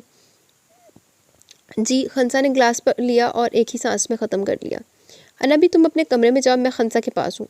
अब इसने अनबी से कहा, मगर वहीं खड़ी रही। अनबी, आप इसने सख्ती से कहा तो अनबी हिचकिचाती हुई दूसरे कमरे में चली गई। अनबी के जाने के बाद आप इसने नाइट बल्ब ऑन किया और खंसा का कंबल दुरुस्त करके इस पर आयतुल कुर्सी पढ़कर पूछी, आबिस ये आप क्या कर रहे हैं? खंसा ने हैरानी से अजीबोगरीब हरकतें करते देखा। बचपन में जब मैं डर जाया करता था तो अम्मी ऐसे करती थी, फिर मुझे डर नहीं लगता था, लिहाजा अब तुम भी नहीं डरोगी। आबिस हल्का सा हंसा, आपको भी डर लगता था? आप तो बहुत बड़े सारे हैं। आबिस हंस पड़ा, भाई सब बड़े कभी ना कभी बच्चे ज़रूर होते हैं और बच्चों को डर लगता ही है, ये कोई अनोखी बात नहीं है, और मैं भी किसी ज़माने में बच्चा रहा हूँ। आबिश गुफ्तगी से बोला। खंसा पुरसकून हो गया। आबिश की बात पर मुस्कुराने लगी। अच्छा अब आंखें बंद करो, मैं यहाँ पर बैठा हूँ, कोई भी तुम्हें कुछ नहीं कह सकता। तुम बेखौफ होकर सोचो, तुम्हारी मम्मा अगर तुम्हारे ख्वाब में आई तो मैंने संभाल लूँगा। खंसा पुरसकून होगी। आबिस आप जाएंगे तो नहीं? आबिस नीचे कालीन पर लेट गया और कंबल ऊपर ओढ़ लिया। नहीं भाई मैं यही हूँ, अपना हाथ इधर दो। आबिस इसका हाथ पकड़कर सो गया। खंसा को भी फ़ौरन नींद आ गई। आबिस सुबह उठा तो सर्दी की वजह से अकड़ा पड़ा था। ज़मीन तो सोएगा तो अकड़ा पड़ा ही, अकड़ना ही सी। खंसा को देखा तो बेहद सुकून से वो सो रही थी। अब इसको बेहद तरस आया। खुशियों को तरसी हुई लड़की, मुझे इसका बेहद ख्याल रखना, जो कुछ हुआ इसमें इसका कोई कसूर नहीं, फिर मेरा क्या कसूर है? दिल दहाई दी। बेशक ना, मगर इस बच्ची को ऐसे नहीं छोड़ा जा सकता। दिमाग ने सही रास्ता दिखाया, शुक्र अक्ल आ गई। अब इस नाश्ता करके डॉक्टर इमरान की तरफ चला गया। बच्चों के मसाइल हल करने में इसे खास शोहरत हासिल थी। इससे मिलकर खंसा की तमाम हिस्ट्री बताई तो डॉक्टर इमरान ने कहा इसे किसी खास दवाई की कोई ज़रूरत नहीं है, बहुत ज़्यादा तवज्जो, मोहब्बत और तहफ़्फ़ुज़ की ज़रूरत है। जिस दिन इसे इन चीज़ों पर यकीन आ गया इस दिन वो ठीक हो जाएगी। आबिस ने और ज़्यादा वक्त देना शुरू कर दिया। खंसा कुछ सेहतमंद नजर आती थी। आबिस अक्सर इसे बाजार अपने साथ लेकर जाता था। जिस चीज़ की तरफ वो इशारा करती वो लेकर देता। आबिस स्टडी करके वापस आया तो वो सैलून में नजर आई। हेलो खंसा, क्या हाल है? हम ठीक है। आबिस ने संजीदगी से इसका जायज़ा लिया। वो इसकी दूसरी ख्वाहिशात पूरी करने की कोशिशों में लगा हुआ था, मगर इसकी हुलिया की तरफ इसका जहन नहीं गया था कि सबसे पहले तो इसका ज़ाहिरी हुलिया ठीक करना था। खंसा बेहद कमज़ोर थी, अपनी उम्र से भी छोटी लगती थी, जिसम लागत जैसे किसी 8 साल के बच्चे का हो। बड़े बड़े बिखरे बाल जो अक्सर कंघी से बेनियाज रहते थे, बेहद कमज़ोर चेहरा और ज़रूरत से ज़्यादा बड़ी आंखें जिन पर कोई अनजाना सा खौफ था। थोड़ा सा मुख्तलिफ तासुर तो पड़ता था, मगर ये कोई हैरत अंगेज़ बात तो नहीं थी। अगर वो बीमार हो जाए तो कमज़ोर तो लगता है, लेकिन वो बदसूरत हरगिज़ ना थी। अगर मुकम्मल तौर पर सेहतमंद हो जाए, ज़िंदगी की खुशियों से अपना हिस्सा वसूल करने लगे तो बहुत खूबसूरत लगती है। आखिर इतने खूबसूरत वालिदैन की औलाद थी। अब इसको गैर महसूस तौर पर वह अजीज़ होगी तो इसकी ज़िंदगी पर अतमाद बहाल करना चाहता था। खंसा, क्या तुम्हें मेरा यकीन है? अब इसने अचानक पूछा। बहुत ज़्यादा। खंसा ने सर हिलाया। देखो इस कॉलोनी में कितने लोग रहते हैं, मगर मैंने सिर्फ तुमसे दोस्ती की, इसलिए मैं सभी जलते हैं हमारी दोस्ती से। अब इसने इसे बच्चों के अंदाज में डील किया। खंसा इसके करीब होकर बैठी। क्या हम दोस्त हैं? इसने तस्दीक चाही। बिल्कुल पक्के दोस्त। अब इसने इसके साथ हाथ मिलाया। तो आप अब तो मुझे इस घर से नहीं निकालेंगे ना? अब तो मैं आपकी पक्की दोस्त हूँ। खंसा ने अपने अंदर का खौफ जाहिर किया। अब इसने बेख्तियार माथा पीट लिया, फिर बेबसी से बोला, मुझे लगता है कि अम्मी के आने तक तुम ये घर अपने नाम करवा लोगी। जी, आपने क्या कहा? खंसा थोड़ा सा आगे झुकी। कुछ नहीं, तुम फ़ौरन उठो, आज हम थोड़ी लेडीज शॉपिंग करेंगे। अब इसने सबसे पहले इसके बाल सेट करवाए, कुछ कपड़े लेकर दिए, आइसक्रीम खिला, वापस लेकर आया तो खंसा बहुत खुश थी। इसने पहली दफ़ा अपने कपड़े खुद खरीदे थे। अब इसकी ये सब चीज़ें मेरी हैं। खंसा कपड़े देख कर खुश हो रही थी। नहीं, मैं खुद पहनूंगा। अब इसने किताब पढ़ते हुए जवाब दिया। खंसा हैरान रहेगी, फिर आहिस्ता से बोली, आप कुछ अच्छे तो ना लगेंगे इन कपड़ों में। आप इस पे इख्तियार हंस पड़ा। पागल हो खंसा तुम तो, ये सब चीज़ें तुम्हारी हैं। कई माह गुजर गए, खंसा आबिस से बेहद मानूस होगी। हर वक्त इसके साथ चिपकी रहती थी। आबिस भी इसके वजूद का आदी हो गया था। खंसा ने हंसना भी सीख लिया था। अब तो वो आबिस के साथ शरारतें भी करती थी। आबिस के एग्ज़ाम करीब थे, वो दिन रात पढ़ने में मसरूफ़ था। खंसा बार बार इसे डिस्टर्ब कर रही थी। आबिस चिल्ला उठता, खंसा मैं तुम्हारे कमरे में आना बंद कर दूंगा। खंसा हंस पड़ती, ये आप कर ही नहीं सकते। खंसा रात को 12 बजे के करीब इसके कमरे में आई तो आबिस बदस्तूर पढ़ने में मसरूफ़ था। खंसा खामोशी से बैठकर इसे देख रही थी। इसे आबिस को देखना बहुत अच्छा लगता था। इन चंद महीनों में इसे आबिस से बेपनाह मोहब्बत हो गई थी। वो दुनिया में पहला शख्स था जिसने इसका इतना ख्याल रखा। इसके माँ बाप ने इसकी जिन ख्वाहिशात को कब सालों पूरा ना किया, इसने इन चंद महीनों में पूरी करने की कोशिश की थी। इसे छींक भी आ जाती तो सारी रात इसके सहारे बैठा रहता था। तो इस सूरत में खंसा का आबिस से इस कदर मोहब्बत करना हैरानकुन तो ना था। खंसा सो जो जाकर, बहुत रात हो गया। आबिस ने पढ़ते पढ़ते से रोका। खंसा उठी और आबिस के माथे पर प्यार करती बोली, आबिस आई लव यू, मुझे आप बहुत अच्छे लगते हैं, सारी दुनिया से ज़्यादा। आबिस मुस्कुरा दिया। And my dear I love you too. आप भागो, मुझे पढ़ने दो, जाकर सो जाओ। वो बिल्कुल नॉर्मल था। मैं यहाँ सो जाऊँ? खंसा ने पूछा और आबिस के बिस्तर में घुस गई। खंसा अपने कमरे में जाओ, आबिस ने कहा, मगर वो अनसुनी करके सो गई। सुबह उठी तो आबिस नीचे सो रहा था। खंसा ने आबिस को नाश्ते के लिए भी नहीं उठाया, इसे सोने दिया ताकि नींद पूरी हो जाए। एग्जाम खत्म हुए तो आबिस से ज़्यादा खंसा ने सुकून का सांस लिया और आबिस जब से आखिरी पेपर देकर आया था तब से सोया पड़ा था। खंसा कई चक्कर लगा चुकी थी मगर वो उठने का नाम ही नहीं ले रहा था। खंसा ने शाम को फिर कमरे में झांका तो अभी तक सो रहा था। आबिस बस करे सोना। वो चंचला गई। इतने में नबी ने इतला दी कि कोई आलिया आबिस से मिलने आई है। तो आबिस मिनटों में बिस्तर से नीचे उतरा। कुछ कितने अरसे बाद आलिया आई थी। आबिस ने शावर लिया और अपना बेहतरीन सूट पहनकर तैयार होने लगा। आबिस, आपने कहा था कि जब आप आखिरी पेपर देकर आएंगे तो इस खुशी में आप मुझे थिएटर दिखाकर लाएंगे, हम खाना भी बाहर खाएंगे। खंसा ने इसका बाजू पकड़कर खींचा। नहीं खंसा, आज नहीं, आज मेरी बहुत अच्छी दोस्त आई और मजीद तवज्जो दिए बगैर इसे मिलने चला गया। खंसा बहुत उदास हो गई। आबिस आलिया को देखकर बहुत खुश हुआ। आलिया बाहर अपने मामू के पास गई हुई थी। इसने कहा था कि जिस दिन वो एग्ज़ाम देकर फारिग होगा इसी दिन वो वापस आएगी, ताकि यहाँ इसकी मौजूदगी की वजह से वो डिस्टर्ब ना हो। और आज एग्ज़ाम खत्म होते ही वो आ गई थी। आलिया को देखते आबिस खंसा को बिल्कुल भुला बैठा था। एला मैंने लगता नहीं भुगतना पैना अंजाम। काफ़ी देर बातें करने के बाद वो लोग बाहर चले गए। डिनर किया और आलिया के साथ इसने पिक्चर भी देखी। अब तो इसका रोज़ाना का मामूल बन गया। वो घर में होता तो आलिया से फ़ोन पर बातें करता रहता, शाम को इसके साथ बाहर चला जाता। खंसा बात करती तो मुख्तसर जवाब दे के दूसरी तरफ मतवज्जा हो जाता।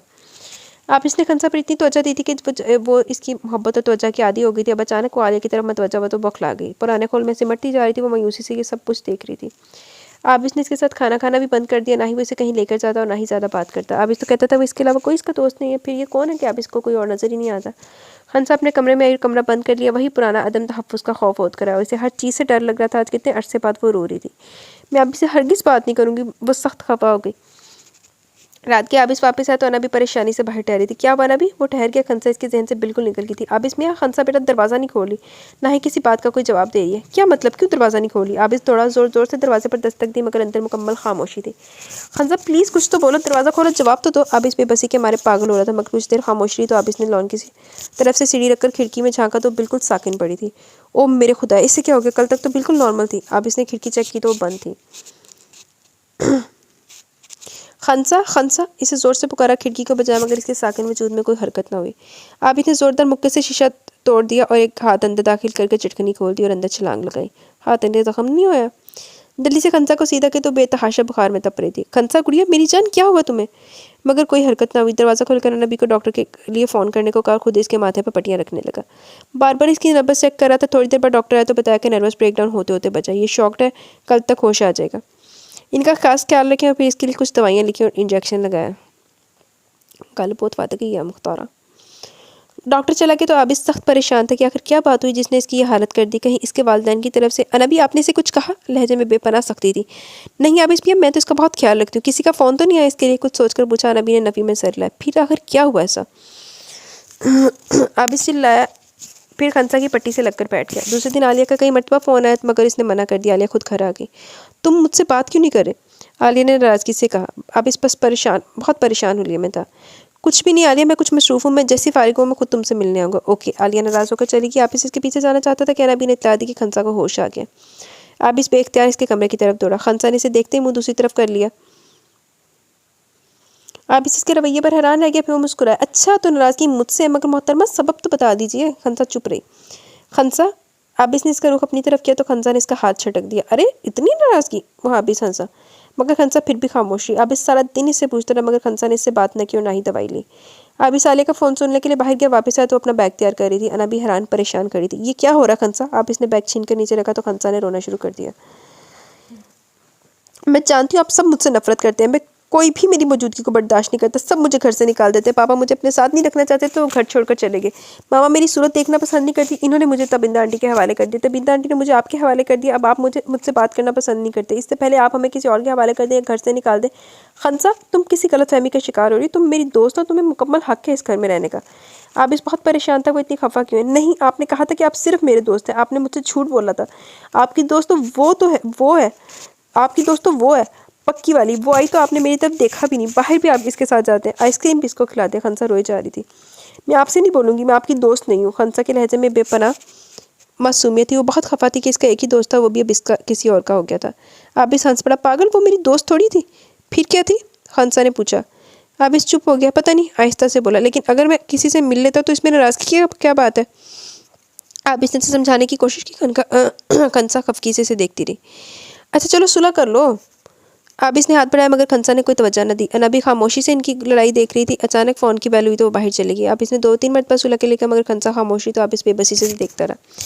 देखो खंसा, मैं बड़ा हूँ, मुझे काम के सिलसिले में बहुत से लोगों से मिलना पड़ता है। अगर तुम्हें लोगों से मेरा मिलना बुरा लगता है तो और तुम यूँ ही बीमार होती रही तो बहुत मुश्किल हो जाएगी। तो मेरी बात समझ रही हो ना? मगर आप तो मेरे दोस्त हैं, लोगों से मिलना और होता है, दोस्त होना और होता है। आपकी वो दोस्त आई तो आप मुझे भूल गए? नहीं, हम यहाँ से चले जाएंगे, हम आप पर बोझ बन गए ना। इतने अरसे से आपके घर रह रहे हैं, आपका इतना खर्चा हुआ होगा, हम आपके सारे पैसे अदा कर देंगे। खंसा का लहजा अभी तक रो रहा था। अब इस तड़प कर उठा। क्या बकवास है खंसा, मैं सिर्फ तुम्हारा दोस्त हूँ, सिर्फ तुम्हारा, वो मेरी कोई दोस्त नहीं है। वैसे ही मुझसे निकल गया, तुम कहीं नहीं जाओगी। याद रखना, अगर तुमने मेरी गैर मौजूदगी में कहीं गई तो मैं तुमसे कभी बात नहीं करूँगा। खंसा ने और ज़्यादा रोना शुरू कर दिया। आप इसको अपने लहजे की सख्ती का एहसास था, मगर वो जानता था वो टेंशन में है। अगर सख्ती से ना रोका तो इसकी गैर मौजूदगी में कहीं चली जाएगी। अच्छा, तुम पर जो खर्चा हुआ है तुम वो किस तरह अदा करोगी? अब इसने हल्की सी मुस्कुराहट के साथ पूछा। अपना भालू बेचकर, रोते हुए जवाब आया। अब इसका बेख्तियार कहकर निकल गया। चलो ऐसा करो कि वो भालू तुम मुझे बेच दो, मेरा सारा कर्ज उदा हो जाएगा। अच्छा। खंसा जल्दी से उठी और अपना अजीज़ तरीन भालू बेपनाह दुख के साथ इसके हाथों में दे दिया। ये मुझे बहुत अजीज़ है, ज़िंदगी में हमेशा इसने मुझे हौसला दिया। अब इसे देखता रहा जिसके चेहरे पर भालू के लिए मोहब्बत बिखरी हुई थी। फिर तुम्हें इसकी जुदाई पर अफसोस होगा? अब इसने पूछा। नहीं, ये मैं आपको दे रही हूँ और आप मुझे भालू से ज़्यादा अजीज़ हैं, सादगी से जवाब दिया। शुक्रिया। आबिस हंस पड़ा कि आपने हमें इस भालू से ज़्यादा अजीज़ समझा। चलो भाई, मेरा कर्ज भी अदा हो गया, अब तो नाराज़गी ख़त्म। आबिस ने हाथ बढ़ाया तो खंसा ने दोस्ती का हाथ मिलाया। खंसा, तुम पढ़ती नहीं हो? नया सवाल किया। घर में टीचर आती थी पढ़ाने के लिए, पर यहाँ कोई पढ़ाता ही नहीं। खंसा ने आराम से जवाब दिया। ओह, मुझे ख्याल ही नहीं रहा और मैंने तुम्हें इतना वक्त ज़ाया कर दिया तुम्हारा। चलो कोई बात नहीं, मैं तुम्हें खुद पढ़ाऊंगा और अगले साल तुम कॉलेज जाओगी। सच? खंसा खुश होगी। मुझे कॉलेज जाने का बहुत शौक है, मगर मैं मैथ में बहुत कमज़ोर हूँ। कोई बात नहीं, मैं खुद तुम्हें पढ़ाऊंगा। आप इसने तसल्ली दी तो वो मुतमिन होगी। आप इसने आहिस्ता आहिस्ता आलिया से मिलना कम कर दिया। वो खंसा को दुख नहीं देना चाहता था। आहिस्ता आहिस्ता आलिया और इसके दरमियान फासले बढ़ने लगे, मगर आबिस ने कोई परवाह ना की। आबिस ने खंसा को टीचर रखवाने के लिए अलावा खुद भी पढ़ाना शुरू कर दिया, तो इसे मालूम हुआ कि वो तो बहुत निकम्मी बच्ची है। वो जो कुछ वो पढ़ाता है थोड़ी देर में सब कुछ गायब। जब कोई 5वीं मरतबा मैथ्स का सवाल समझा और फिर भी इसने गलत लिखा तो आबिस चीख उठा। तुम नहायत निकम्मी लड़की हो। खंसा इसकी तेज़ आवाज़ से डर गई। इतने अरसे बाद कोई तेज़ आवाज़ में इससे बोला था। वो कांप गई, बेख्तियार आंखों में आंसू आ गए, मगर आबिस ने कोई नोटिस न लिया और गुस्से से बोला। जब तक तुम ये सवाल हल ना करो इस वक्त तक सोने के लिए नहीं जाओगी, समझी? आबिस जोर से चिल्लाया और गाड़ी निकाल कर खुद बाहर चला गया। 1 बजे के करीब वो क्लब से आया तो स्टडी रूम की लाइट जलती देखकर इधर आ गया। वहाँ खंसा को देखकर हैरान है कि वो टेबल पर झुकी मुसलसल कुछ लिख रही थी। खंसा, तुम अभी तक सोई नहीं? वो अपनी बात भूल चुका था। खंसा ने इसकी आवाज़ सुनकर सर उठाया। बड़ी बड़ी आंखों में नींद भरी थी। आप इसको देखकर वो खड़ी होगी। आपने तो कहा था कि जब तक मैं सवाल हल ना कर लूँ इस वक्त तक सो नहीं सकती। अब इस सुनाटे में आ गया। अगर मैं ना आता तो तुम सारी रात जागती रहती। जाहिर है मैं सवाल हल किए बगैर कैसे सो सकती थी? लहजे में बेपनाह सादगी थी। तो हो गया सवाल हल? नहीं, खंसा ने बेचारगी से जवाब दिया। अब इस हंस पड़ा। अच्छा चलो छोड़ो इसको, कल नए अज़म से हल करेंगे। अब जाओ सो जाओ। तब इंदर 1.5 साल के बाद पाकिस्तान वापस आ रही थी। खंसा से तो अक्सर इसकी फ़ोन पर बात हो जाती थी, मगर आबिस ने इससे कभी बात नहीं की। शायद इस तरह वो अपनी नाराज़गी ज़ाहिर कर रहा था। एयरपोर्ट पर खंसा और आबिस ने इसका इस्तकबाल किया तो वो आबिस के नाराज़ चेहरे को देखकर मुस्कुरा दी। खंसा तो तबिंदा की दीवानी हो गई, इनके सारे काम अपने हाथ से करने की कोशिश करती। तबिंदा एल्बम में वहाँ की तस्वीर दिख रही थी कि आबिस है। तबिंदा समझ गई वो क्या बात करेगा। आबिस ने बगैर किसी तमहीद के बात शुरू कर दी। देखिए अम्मी, अब वो नॉर्मल हो चुकी है और आप भी वापस आ गए, अब इसे किसी किस्म की कोई प्रॉब्लम नहीं है। वैसे भी मेरा रिजल्ट आ चुका है, मेरी पोस्टिंग एबटाबाद हो गई है, इसके लिए सारे हालात साजगार हो गए। जो कुछ हुआ अब इसकी कोई ज़रूरत नहीं है। मेरा ख्याल है कि अब मुझे ये बंधन तोड़ देना चाहिए। आबिस बहुत ठहरे हुए अंदाज में बात कर रहा था। तबिंदा नहायत सुकून से सुन रही थी। खंसा मेरी बहू है और मैं इसकी हैसियत कबूल कर चुकी हूँ। तुम्हें जॉब पर जाना है तो जाओ, मगर तुम इसे तलाक नहीं दे सकते। देखिए अम्मी, ये ज्यादती है। आबिस चिल्लाया। किसके साथ? अम्मी के सुकून में कोई फ़र्क नहीं आया। मेरे साथ भी और इसके साथ भी। मेरी और इसकी उम्र में बहुत फ़र्क है। जब वो बड़ी होगी तो यकीनन अपने हम उम्र या अपनी पसंद से शादी करना चाहेगी। तो इस वक्त ये ज्यादती होगी कि मुझे इस पर मुसल्लत कर दिया जाए कि अपनी उम्र के दोगुना बड़े शख्स को कबूल करके वो हमारे एहसानों का बदला उतारे। आबिस चीख रहा था। आबिस, जो कुछ मैं देख रही हूँ वो तुम नहीं देख रहे। अम्मी ने गैर वाज़िया बात की। हाय, मैं भी देख रही हूँ वही कुछ। मैं मेरी सोच देखो, अम्मी ना मिलन लग पई। बहरहाल मैं इस वक्त वापस नहीं आऊँगा जब तक आप इसकी मर्ज़ी से इसकी शादी नहीं कर देती। आप इसने अपना फैसला सुना और कमरे से निकल गया। तब इंदा कमरे खैर सोच में पड़ गई। आप इसका मुंह मुस्तकिल सूझा हुआ था, मगर खंसा के साथ इसका रवैया बिल्कुल ठीक था। यही बात तब इंदा को कुछ मुतमिन कर रही थी। अगरचे कुछ खदशात भी थे, मगर वो मुस्तकबिल के खदशात को मुस्तकबिल के लिए रखना चाहती थी। और खंसा तो जब से आंटी आई थी मुड़कर इसने आबिस की तरफ नहीं देखा था। हर वक्त आंटी के कमरे में घुसी रहती थी। कभी इनके कपड़े इस्त्री करी होती, कभी खाना पकाने की कोशिश करती, कभी इनके बालों में तेल डालती। आबिस से कुछ दिन तो इसकी मसरूफियत बर्दाश्त की, फिर एक दिन इसे लॉन में पकड़ लिया। तुम सख्त एहसान फरामोश लड़की हो। क्यों, मैंने क्या किया? वो खफा हुई। चॉकलेट मैं तुम्हें ला देता हूँ, पढ़ाता मैं तुम्हें हूँ, बाहर मैं लेकर जाता हूँ, और तुम हो कि खिदमत अम्मी की करी हो। और अम्मी के आते तुमने तोते की तरह आंखें फेर ली, इसलिए आजकल तुम्हारी आंखें तोते की तरह लग रही हैं। अल्लाह ना करे मेरी आंखें तोते की तरह हों। खंसा दहल गई और इसकी गाड़ी के शीशे में झांक कर अपनी आंखें देखी। अच्छी खासी तो खूबसूरत है, दिल को तसल्ली भी। अच्छा अब मुझे अम्मी के लिए सूप तैयार करना है। आप इसने सख्ती से इसका हाथ पकड़ा और गाड़ी में बैठाया। अम्मी को सूप कोई खास पसंद नहीं है, तुम मेरे साथ चलो। तुम्हें मालूम होना चाहिए कि मेरी पोस्टिंग एबटाबाद होगी और चंद दिनों के बाद मैं वहाँ चला जाऊँगा। आज अपनी पोस्टिंग की खुशी में मैं तुम्हें डिनर दे रहा हूँ। क्या आप चले जाएंगे? खंसा का रंग सर्द हो गया। और ये कोई खुशी की बात है? बेख्तियार इसके कंधे से रखकर रोना शुरू कर दिया। मैं आपके बगैर क्या करूँगी? मैं तन्हा कैसे रहूँगी? मुझे कहानियाँ कौन सुनाएगा? मुझे तन्हा कमरे में डर लगता है। मेरे पास कौन सोएगा? मेरे साथ बातें कौन करेगा? वो सख्त परेशान थी। खंसा क्या कर रही हो? क्यों इतना रो रही हो? मैं हर हफ्ते तुम्हारे पास आया करूँगा और अब तुम बड़ी हो रही हो और संजीदगी से अपनी पढ़ाई की तरफ तवज्जो दो। अब इसने इसे डांटा तो खंसा खामोश होकर खफीसे से देखने लगी। फिर बोली, मुझे कुछ नहीं पता, बस आप मत जाएं। खंसा ने जिद की। नहीं गुड़िया, जाना तो मुझे होगा, और फिर ये मेरा वादा कि मैं तुम्हें रोज़ खत लिखूंगा, मिलने के लिए आऊँगा। वादा? खंसा ने हाथ आगे किया। पक्का वादा। अब इसने इसका हाथ थामा। तब बिंदा ने नबी को बुला और रास्तराना अंदाज में इससे पूछने लगी कि अब इसने खंसा को इस निकाह के बारे में बताया? नहीं तब बिंदा बीबी, मैं तो इन दोनों को मुस्तकबिल के बारे में सख्त मायूस हूँ। ये बेल चढ़ती नजर नहीं आती मुझे। आप इसमें तो इसे बिल्कुल बच्ची ख्याल करते हैं और बच्चों की तरह से बहलाते हैं। हालांकि अब वो 16 साल की होने वाली है, कद काट भी निकाल रही है, लेकिन लगता है इस रिश्ते को बिल्कुल भुला बैठे। और खंसा को क्या खबर कि आप इसके क्या लगते हैं। अनाबी ने सारी सूरत हाल इसके बताई। अच्छा खैर, कल आप इसके तमाम बहन भाई आ रहे हैं? आबिस जा रहा है ना? जाने फिर कब मिलना हो? मैंने इनको सारी तफसील बता दी और ये भी बता दी कि खंसा इस रिश्ते से बेखबर है। अगले हफ्ते तक आबिस चला जाएगा। जाने फिर कब आएगा? मुझसे तो बहुत खफा है। तब इंदा ने ठंडी सांस ली। आप फिक्र ना करें, तब इंदा बीबी वक्त खुद ही इनको सीधा कर देगा। आबिस मियाँ ने खंसा के लिए आलिया से भी मिलना कम कर दिया कि इसे दुख ना हो। देखिएगा कल ये खुद अपने मुँह इतराफ़ करेंगे। अनाबी ने अक्लमंदी की बातें करना शुरू कर दी। तब इंदा हंस पड़ी। हाँ भाई, अब तो सब कुछ वक्त पर ही छोड़ा होगा। खंसा, पियो दूध। आबिस ने डांटा। और हाँ, मेरे पीछे सुस्ती की तो मैं मिलने के लिए नहीं आया करूँगा। और हाँ, दिल लगाकर पढ़ना। आबिस आप मत जाइए, मैं आपको बिल्कुल तंग नहीं करूँगी और खूब दिल लगाकर पढ़ूंगी भी। आप मत जाइए। नहीं खंसा, जिद की बिल्कुल नहीं हो रही। आबिस ने बेचारगी से कहा। अच्छा तो फिर आप मेरे साथ एक वादा करें। हाँ बोलो। आबिस सही होकर बैठा। आप किसी लड़की से दोस्ती नहीं करेंगे? वो मासूमियत से बोली। जहन में आलिया थी, जिसकी वजह से आबिस ने तवज्जो देना बंद कर दिया है। आबिस बेख्तियार हंसा। तुम जेलस हो रही हो? पता नहीं, लेकिन मुझे अच्छा नहीं लगता। आप सिर्फ मेरे दोस्त हैं। खंसा ने उलझ कर कंधे उचकाए तो आबिस मुस्कुरा दिया। ओके, कोई और हुक्म? नहीं, इतना ही काफ़ी है। खंसा हंस पड़ी। दिन पर लगाकर उड़ गए। खंसा इन लोगों से बेहद मानूस हो गई थी। अब इसके जाने का दिन आ गया तो खंसा के आंसू नहीं रुक रहे थे। अब इस बार जल्द आने का वादा करा था, मगर तब इंतजार जानती थी अब वो वापस लौट कर नहीं आएगा। मगर जो कुछ वो चाहता था वो भी नामुमकिन नहीं था। फिर वो चला गया।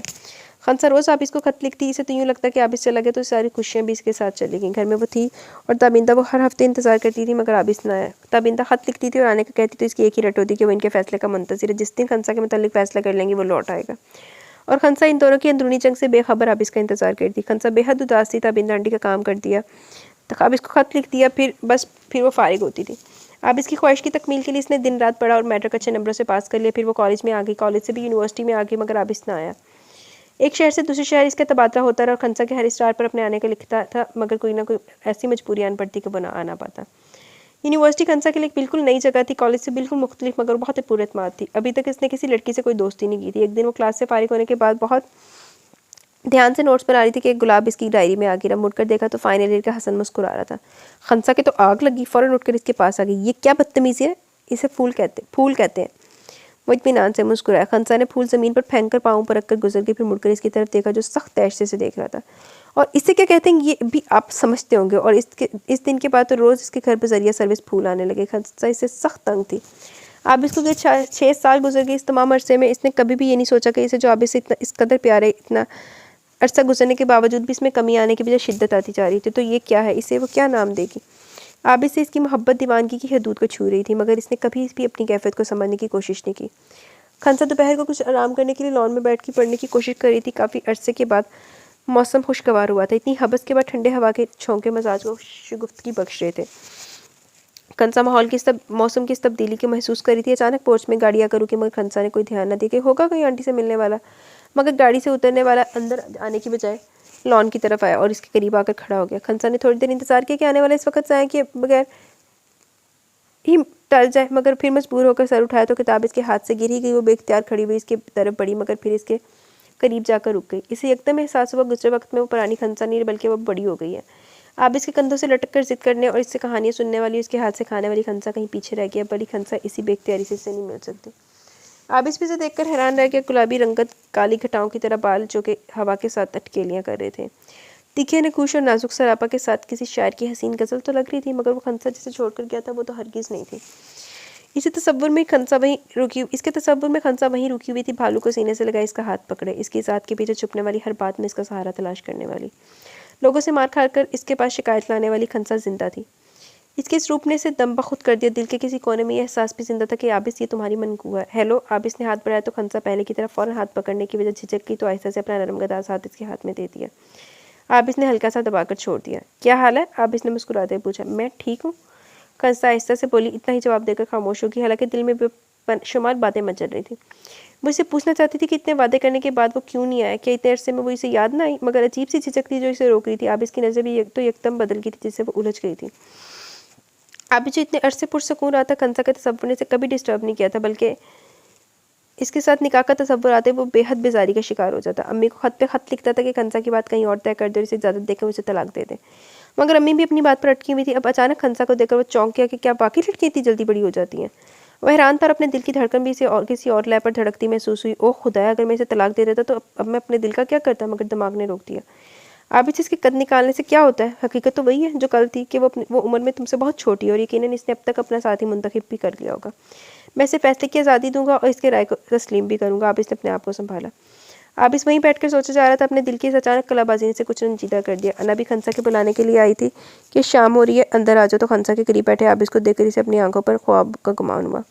कितने साल हो गए थे वो लौट कर नहीं आया। आबिस मियाँ। वो पास आई तो खंसा जो मुसलसल आबिस को देखे जा रही थी चौंक गई और खड़ी होगी।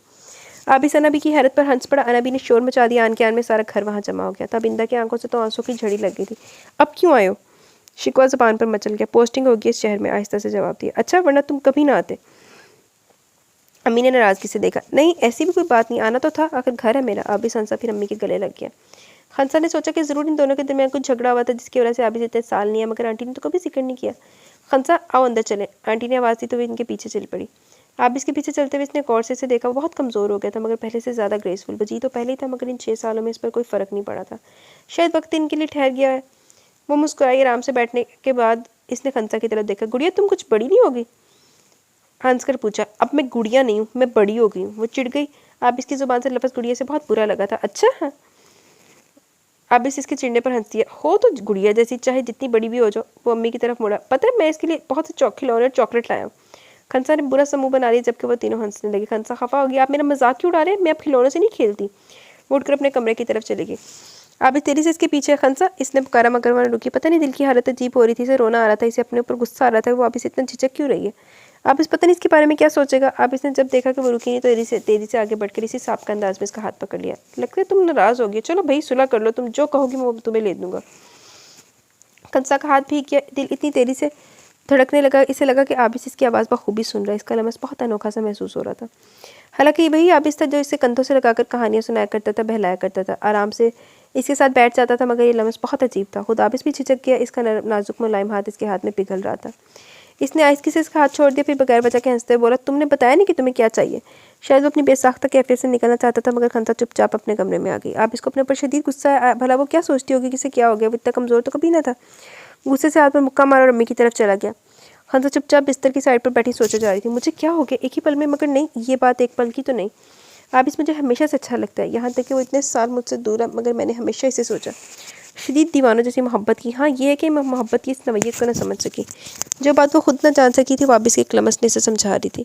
हालांकि मैंने ये भी नहीं सोचा कि जो आबिस को इतना चाहती हूँ कि इसके साथ भी मैं किसी को बर्दाश्त नहीं कर सकती। किस ताल्लुक से, मेरा इससे क्या रिश्ता है? बस यही ना कि इन लोगों ने मुझे अपने घर में पनाह दी, मगर मैंने तो आबिस को हमेशा से अपनी मलकियत जाना। हर ख़त में इसको ताकीद करती थी कि वो किसी से दोस्ती ना करे। फिर वो एकदम खड़ी होगी, अगर आबिस को पता चल जाए वो मेरे मतलब क्या सोचेगा कि इस लड़की को हमने अपने घर में पनाह दी और घर पर कब्जा करने का सोच रही है। ये लोग मुझे एहसान फरामोश ख्याल करेंगे। तब इंदा आंटी क्या सोचेंगे कि इस लड़की का दिमाग ख़राब हो गया कि इनके इतने शानदार बेटे पर कब्जा करना चाहती है।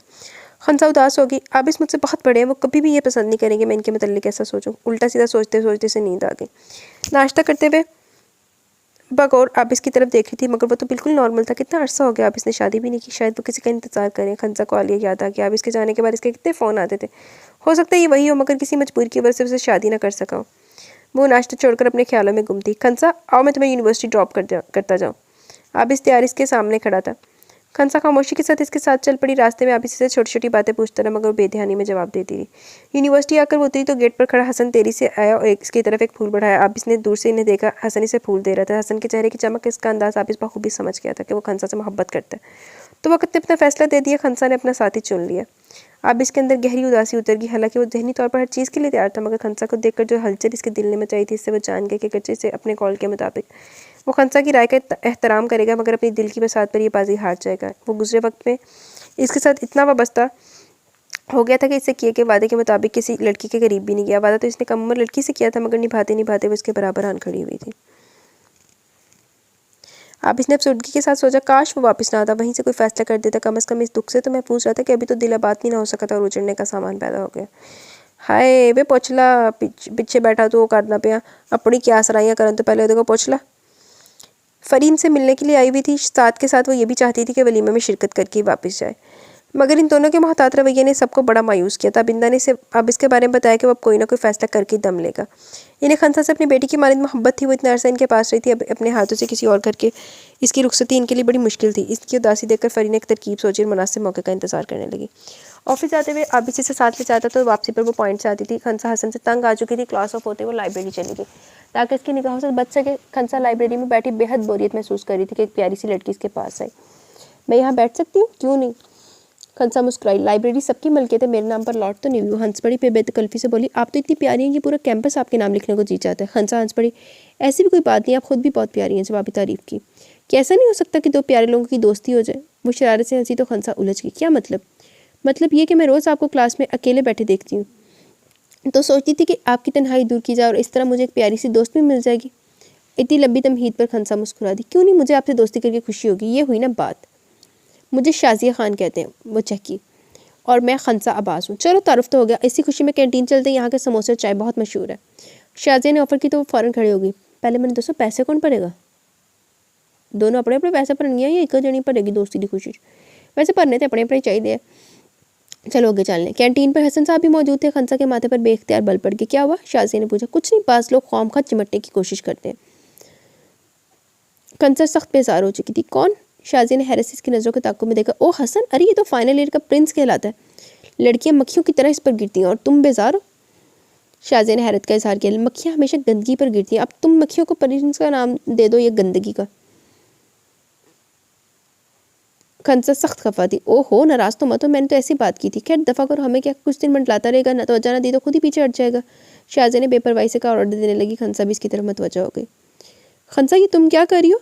आबिस इसे अपने कपड़े इस्त्री करते देखकर हैरान हो गया। कुछ नहीं, आपके कपड़े इस्त्री कर रही हूँ, सादगी से जवाब दिया। आजकल तो इसका दिल चाहता था वो आबिस का हर काम खुद करे, इसकी बात पर आबिस हंस पड़ा। ये मुझे भी नजर आ रहा है, मगर तुम्हें इसकी क्या जरूरत है? नौकर घर पर मौजूद है, वो कर सकते हैं काम। आप इसके लहजे में थोड़ी सी सख्ती थी। वैसे भी वो दोनों आपस में कम से कम बात करते थे। आज कितने दिनों बाद इसने खंसा से बात की थी। मेरी मर्जी, खंसा ने आराम से जवाब दिया। वो तो वैसे भी आप इसकी किसी बात का बुरा नहीं मानती थी। ओके, आप इसने तवील सांस लिया। वो कई दिनों से मुंतज़िर था कि खंसा अम्मी से इस लड़के के बारे में बात करे ताकि वो जल्द से जल्द अपने कॉल से आज़ाद हो सके और अपने दिल का मातम करे। कुछ देर वो खंसा को काम करते देखते रहा, फिर अपने कमरे की तरफ पलटा तो खंसा ने बेख्तियारी से आवाज़ दी, आबिस ठहर गया। आबिस, आपने सबको कुछ ना कुछ गिफ्ट दिया है मगर मुझे कुछ नहीं दिया। अंदाज रूठा रूठा था। मैं मुंतज़िर था कि तुम खुद मांगो, खुद मुझसे कहो। चलो कहाँ चलना। आबिस मानी खेदी से बोला। खंसा को इसकी बात समझ में नहीं आई। तो मैं जो कुछ मांगूंगी आप देंगे? खंसा हंसी। हाँ दूंगा। आबिस संजीदा था। दोनों अपने अपने मतलब की बात कर रहे थे। फरी बाजी को साथ ले ले। खंसा खुश हो गई। नहीं भाई, इस दफ़ा हम होते, अगली दफ़ा ले चलेंगे। आबिस ने नफ़ी में हाथ हिलाया। ओके चले। खंसा तैयार थी। आबिस ने गाड़ी निकाली। हाँ अब बताओ कहाँ चलना है? बाजार। और कहाँ? क्या शॉपिंग अब कहीं और होने लगी है? खंसा हैरान हुई। बस बाजार तक? सोच लो, मैंने ओपन ऑफर किया है। आबिस का ख्याल था कि खंसा इसे इस लड़के से मिलाने ले जा रही है। इधर खंसा आबिस के अंदाज पर उलझ रही थी। पता नहीं है आबिस कैसी बातें करने लगे थे। इसके फेवरेट आइसक्रीम के पास आबिस ने गाड़ी रोकी। आओ पहले आइसक्रीम खा लेते हैं, मैं बहुत अरसे बाद इस जगह पर आया। आबिस ने इधर उधर देखते हुए बात की। मैं भी बहुत अरसे बाद यहाँ आई हूँ। खंसा मुस्कुराई। क्या मतलब? क्या मेरे बाद तुम यहाँ नहीं आई? आबिस हैरान हुआ। नहीं, आपके बगैर मैं कभी कहीं नहीं गई। आबिस के साथ चलते हुए से वो वक्त याद है जब वो पहली मरतबा यहाँ आई थी। जब भी वो कभी भी माजी को याद करने बैठती तो चंद धुंधलाए चेहरों के अलावा इसे सब कुछ ख्वाब लगता। आबिस ने इसकी उदासी महसूस कर ली। क्या हुआ? कुछ नहीं आबिस, आपको मेरे माजी की वो खौफजदा डरी सहमी लड़की याद है? खंसा ने आहिस्ता से कहा। हाँ, मगर इस वक्त वो तुम्हें क्यों याद आई? अब तो तुम नई जिंदगी शुरू करने वाली हो, इसी के मुतालिक सोचो। आबिस ने कहा तो खंसा ने इसे एक नज़र देखकर दूसरी तरफ देखने लगी। आपकी बातें मेरी समझ में नहीं आ रही। छोड़ो, ये देखो। आबिस ने खूबसूरत डिबिया इसके हाथ में रखी। ये क्या? खंसा ने जल्दी से खोली। बेपनाह खूबसूरत डायमंड रिंग चमक रही थी। खंसा का चेहरा इससे ज़्यादा चमकने लगा। वो आबिस की तरफ से पहला तोहफा था। मगर आप तो कह रहे थे कि आप मेरे लिए कुछ भी नहीं लाए।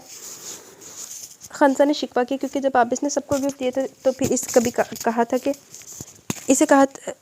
फिर कभी का कहा था तो इसे बहुत दुख हुआ था। हाँ, मैं वाकई वहाँ से तुम्हारे लिए कुछ नहीं लाया था, मगर फिर तुम्हें देखने, तुमसे मिलने के बाद ली थी। आबिस ने थोड़ा ठहर कर अपनी बात मुकम्मल की। आइसक्रीम खाओगी? आबिस ने बहुत प्यार से पूछा। वो सब कुछ भूल गया था। याद था तो सिर्फ इतना कि वो इसके साथ है।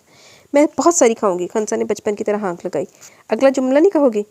आबिस ने शरारत से कहा। क्या? वो हैरान हुई। और आपके हाथ से खाऊंगी। आबिस ने जुमला मुकम्मल किया तो खंसा सुर्ख पड़ गई। आबिस की शक्ल देखकर हंस पड़ा। खंसा का दिल चाह के कह दे कि अब तो ये दिल और अनहोनी ख्वाहिशात करने लगा। तुम्हें क्या बताऊं कि ये क्या चाहता है? दस दे, तेरा अपना ही यहाँ पर्सनल प्रॉपर्टी है।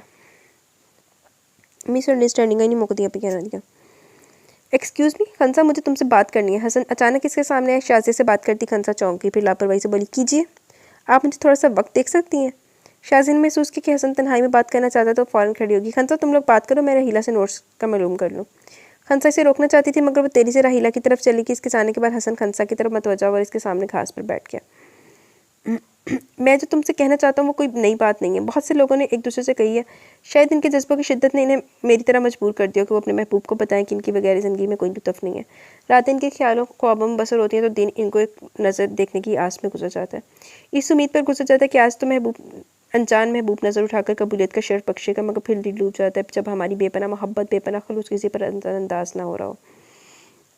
खंसा बेतासुर चेहरे के साथ बैठी रही। हसन ने थोड़ी देर अपने इसके रद्द-ए-अमल का इंतजार किया, फिर जैसे अपने आप से हार गया। खंसा, मैं नहीं जानता कि तुम मेरे साथ ऐसा क्यों सलूक कर रही हो। हालांकि मैं तुमसे कोई फ्लर्ट नहीं कर रहा। मैंने बहुत खलूस से तुम्हें अपनाना चाहता हूँ। मैं किसी टेढ़े रास्ते से तुम तक नहीं आना चाहता और बाइज्जत रास्ते से तुम्हें हासिल करना चाहता हूँ। मगर मैं खंसा ने तेरी से कुछ कहना चाहा तो खंसा ने इसकी बात काट दी। नहीं, अभी फ़ौरन जवाब मत दो। इस वक्त तुम गुस्से में हो सकता है कि मेरी बात तुम्हारे लिए असर न रखती हो, मगर जब तुम ठंडे दिल से सोचोगे तो मेरे जज्बों की कायल हो जाओगी। मैं अभी जवाब पर इसरार भी नहीं कर रहा। मैं तो सिर्फ तुम्हें ये बता रहा हूँ कि जितनी मोहब्बत मैं तुमसे करता कोई और नहीं करेगा। हसन ने गंभीर लहजे में अपनी बात मुकम्मल की और तेरी से उठकर चला गया। खंसा ने सर को झटका। इसके जाते शाजी आ गई। क्या कह रहा था मजनू? वैसे बेचारी की हालत बहुत ख़राब थी। शाजी हंसी। तुम्हारा सर? खंसा ने फाइल इसके सर पर मारी। तुम्हें क्या जरूरत थी जाने की? बस यार, इसकी बेचारगी पर तरस आ गया। वो तो यूनिवर्सिटी में भी लगता है कि तुम्हारी वजह से आती, जब देखो तुम्हारा निगरान होता है। मैंने तो सोच आज अगर इसने हिम्मत कर ली तो अपने दिल की बात करने का इसे पूरा मौका मिलना चाहिए। शाजी ने हंसते हुए शरारत से कहा। बहुत बदतमीज़ हो तुम। मैं तो समझी थी कि तुम मेरी दोस्त हो। खंसा भुना कर उठ खड़ी हुई तो शाजी भी भाग कर इसके साथ चलने लगी। भाई दोस्त मैं सिर्फ तुम्हारी हूँ। मैं तो तुम्हारा भला सोचती हूँ, मगर तुम हो कि इससे इतनी बेजार हो। हालांकि क्या कमी है इसमें? शाजिया संजीदा होगी। खंसा रुक गई और शाजिया के सामने खड़ी होकर बोली। एक बात तुम याद रखना कि मुझे चाहे हसन हो या कोई और हो, किसी की कमी या ज्यादती के साथ कोई दिलचस्पी नहीं है। मेरा हर एक को यही जवाब होता है कि खंसा इनमें से किसी के लिए नहीं है। फिर आहिस्ता आहिस्ता चलने लगी। इसकी आंखें गीली हुई थी। तुम्हें पता खंसा ऐसे जवाब कब दिए जाते हैं? शाजिया आहिस्ता से बोली। नहीं मुझे नहीं पता, वो बेनियारी से बोली। जब इंसान किसी और को अपना मान चुका हो, जब किसी और को चाहने लगे, तो फिर दूसरे तीसरे की कोई परवाह नहीं होती। मैं सच कह रही हूँ ना। शाज़िया ने पूछा। पता नहीं, खंसा उदास होगी। खंसा भाग पॉइंट निकल रहा है। शाज़िया अचानक चिल्लाई, दौड़ लगा रही तो खंसा भी इसके पीछे भागी। अम्मी मेरे ख्याल में अब हम आबिस की शादी कर देते हैं। फरी ने बैठे बैठे अचानक शोशा छोड़ा। खंसा जो मम्मी के सर पर तेल लगा रही थी चौंक गई। इसके हाथों की लर्जिश को तमिंदा ने बखूबी महसूस किया। हाँ ये ठीक है, तुम और खंसा मिलकर इसके लिए कोई अच्छी सी लड़की तलाश करो, फिर हम धूमधाम से इसकी शादी करेंगे। ठीक है, फरी खुश होगी। खंसा कितना मज़ा आएगा, ढोलक बजेगी, हम नए कपड़े बनाएंगे। फरी पुरजोश थी। खंसा का हालत खुश्क हो गया। इसने किसी की बात का भी कोई जवाब न दिया और तेजी से कमरे से निकल गई तो दोनों माँ बेटी हंस पड़ी। देखा अम्मी, खंसा आबिस को पसंद करने लगी। शुक्र है कि मेरी एक तरफ से परेशानी तो दूर हुई, मगर फरी मुझे ज़्यादा परेशानी आबिस की तरफ से है। वो किसी भी तरह से कबूल करने को तैयार नहीं है। तब इंदर ने परेशानी से कहा। अम्मी आप फिक्र न करें, मैं इसे संभाल लूँगी। फरी ने पेपरवाई से कहा। खंसा मुसलसल रोए जा रही थी और अभी पूछ पूछ कर थकी, मगर वो कुछ भी बोलने पर आमादा नहीं थी। ठीक है, मैं आबिस पिया को बुलाती हूँ, वही खुद ही वजह मालूम करेंगे। अना भी कमरे से बाहर जाने लगी तो खंसा जोर से चिल्लाई। कोई ज़रूरत नहीं है इसको बुलाने की। क्या लड़ाई होगी अब खंसा, तुम बड़ी होगी, अब तो लड़ना बंद कर दो। अनाबी ने नसीहत की। मेरा क्या रिश्ता है इसके साथ कि मैं लड़ती फिरूं। वो हर एक से खफा हो चुकी थी। फिर दीवार के साथ टेक लगाकर बोली। अनाबी मेरी तो कोई मामा भी नहीं है कि मैं अपने दिल की बात इनसे कह सकूं, और तो कोई मेरी बात समझने के तैयार ही नहीं है। इसके लहजे में हसरत थी। इसने अनाबी को तड़पा दी। मैं हूं ना तुम्हारी माँ, मुझसे कहो अपने दिल की बात, मैं समझूंगी तुम्हारी बात। अनाबी ने अपने सीने से छुपाते हुए कहा। आप इसकी शादी हो रही है, इसने मेरी ज़िंदगी की हर ख्वाहिश मेरे बगैर के पूरे कर दी। जैसे वो असल से जानता हो कि मैं क्या चाहती हूँ, फिर पता नहीं क्यों मेरा दिल इसकी ख्वाहिश कर बैठा। हालांकि मैं जानती हूँ मेरे इसके दरमियान बहुत फ़र्क है। उम्र के फ़र्क के अलावा मैं लावारिस हूँ, साहब जायदाद नहीं हूँ। भला इतनी सारी लड़कियों में इसे मैं कहाँ नज़र आ सकती हूँ। फिर भी पता नहीं क्यों मुझे लगता है कि हमेशा की तरह मेरे कहे बगैर मेरी ये ख्वाहिश भी पूरी कर देगा। मगर अनाबी मेरी छोटी छोटी ख्वाहिशात पूरी करने वाला मेरी ज़िंदगी की सबसे बड़ी ख्वाहिश को नज़रअंदाज करा, और मैंने ये हमेशा यही समझा कि वो सिर्फ मेरा है और मैं इसे किसी और का नहीं होते नहीं देख सकती। लगता था कि वो आज रो रो कर आज ही खत्म हो जाना चाहती है। अनाबी बेख्तियार मुस्कुरा दी। खंसा बेटा, कौन कहता है कि वो तुम्हारी ख्वाहिश को नज़रअंदाज करा, वो तो है ही तुम्हारा। सिर्फ तुम इससे बेखबर हो। वो तो बाखबर है, वो सिर्फ तुम्हारा, क्योंकि तुम्हारा निकाह इससे हो चुका है। क्या? खंसा ने झटके से सर उठाया, बेयकीनी से इसे देखने लगी। हाँ, अनाबी ने हंसते हुए सर हिलाकर इसे तमाम तफसील से आगाह किया और आप इसके बारे में बताया कि वो क्या चाहता है। तब बिंदा बीबी और फरी बीबी ऐसी बातें इसलिए करी थी ताकि तुम्हारा रद्द-ए-अमल जान सकें। अच्छा, तो मेरे साथ बाकायदा गेम खेली जा रही है और आप सब इसमें शरीक हैं। अनाबी आप इनको मत बताइएगा कि मुझे पता चल गया। खंसा ने अनाबी को ताकीद की। इसका सर बेख्तियार खुदा के हजूर झुक गया कि इसने अगरचे ज़िंदगी के मीठे रिश्ते इससे छीन लिए, मगर एक ऐसा शख्स अता किया जिसने इन तमाम रिश्तों की तलखी कम करने की कोशिश की। तब बिंदा आंटी जैसी अजीम औरत की पनाह दी। खंसा बार बार खुदा का शुक्र अदा करी थी, जिसे वो ला हासिल समझ रही थी, वो तो इसे हमेशा हासिल था। इसे आबिस की अधूरी बातें याद आने लगी।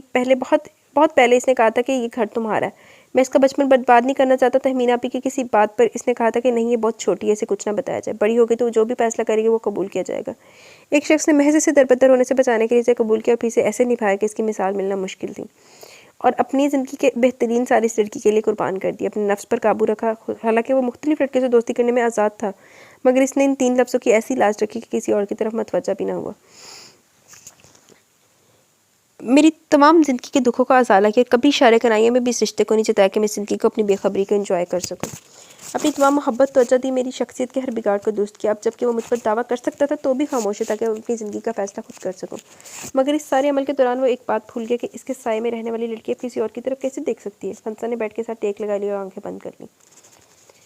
आबिस लाउंज में बैठे टीवी देख रहा था तो फरी ने खंसा से कहा, खंसा कल से आबिस के लिए लड़कियां देखना शुरू करते हैं। नहीं, आज ही कहीं चलते हैं लड़की देखने के लिए। सुना, खूब खातिर में दारत होती है। खंसा इससे ज़्यादा पुरजोश थी।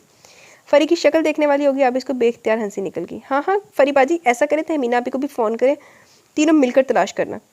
आबिस ने इत्मीनान से चैनल बदला। फरी बगैर कुछ कहे गुस्से से उठ गई। इन्हें क्या हुआ? खंसा ने हैरानगी जाहिर की। कुछ नहीं हुआ, तुम इधर आओ। खंसा उठकर इसके पास बैठ के आबिस ने टीवी बंद किया, पूरी तरह इसकी तरफ मतवज्जा हो गया। खंसा, हम दोनों दोस्त हैं ना? हाँ।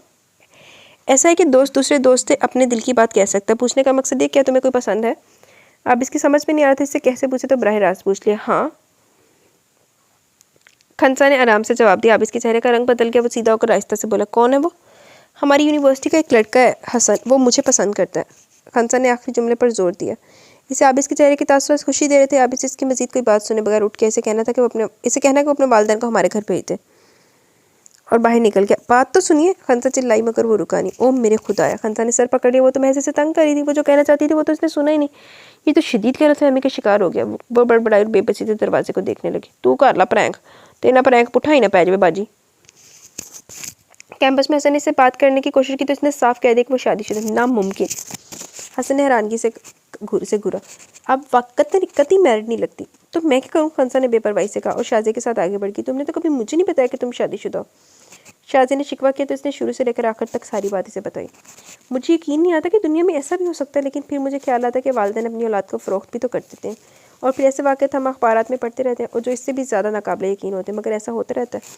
शाजिया ने तासुब से सर हिला दिया। और खंसा, तुम खुश हो? वो तुमसे उम्र में बड़ा है, तुम पर कोई दबाव तो नहीं? कोई ज़्यादा फ़र्क तो नहीं, सिर्फ 16-17 साल का, ये कोई ज़्यादा फ़र्क नहीं है। और शाजिया, इन लोगों के मुझ पर इतने एहसान आते हैं, मैं तो आप इसको वैसे भी कबूल कर लेती, मगर यहाँ तो मामला मेरे दिल का है। खंसा जज्बाती हो रही थी। गौर कर लेना कहीं साथ रहने की वजह से तुम्हें ऐसा महसूस ना हो। और फिर खंसा, इसने तुम्हें ऐसे वक्त मोहब्बत और वक्त दिया जब दुनिया में तुमसे कोई भी प्यार नहीं करता था, इसलिए तुम वहीं ठहर गई। तुमने इसे ही सब कुछ मान लिया। एक दफ़ा तन्हाई में बैठकर अपने खुले दिल से तज्जिया करना। हसन यंग है, तुम्हारी उम्र का है, तुम अपनी ज़िंदगी इसके साथ बेहतर तरीके से गुजार सकती हो। शाजिया ने दादी अम्मा की तरह समझाया। शाजिया की बात सुनकर खंसा का मुंह फूल गया। ये तुम इसकी इतनी फेवर किस खुशी में करी हो? और हाँ, अब इस हसन से कहीं ज़्यादा वजी है। हसन की हैसियत क्या है इसके सामने? और मुझे आबिद से महज सती मोहब्बत नहीं है। मैं तो शायद वजाहत भी ना कर सकूँ कि इसके साथ इसकी मौजूदगी हर रिश्ते की तिश्ने की मिटाती है। खंसा ख्वाबावर लहजे में बोल रही थी। क्या मतलब? शाजिया हैरान हुई। पता नहीं, इसके होते हुए मुझे किसी और की मौजूदगी का भी एहसास नहीं होता, किसी की कमी का एहसास नहीं होता। शाजिया हैरानी से देख रही थी, जो ज़ेर लब मुस्कुरा रही थी।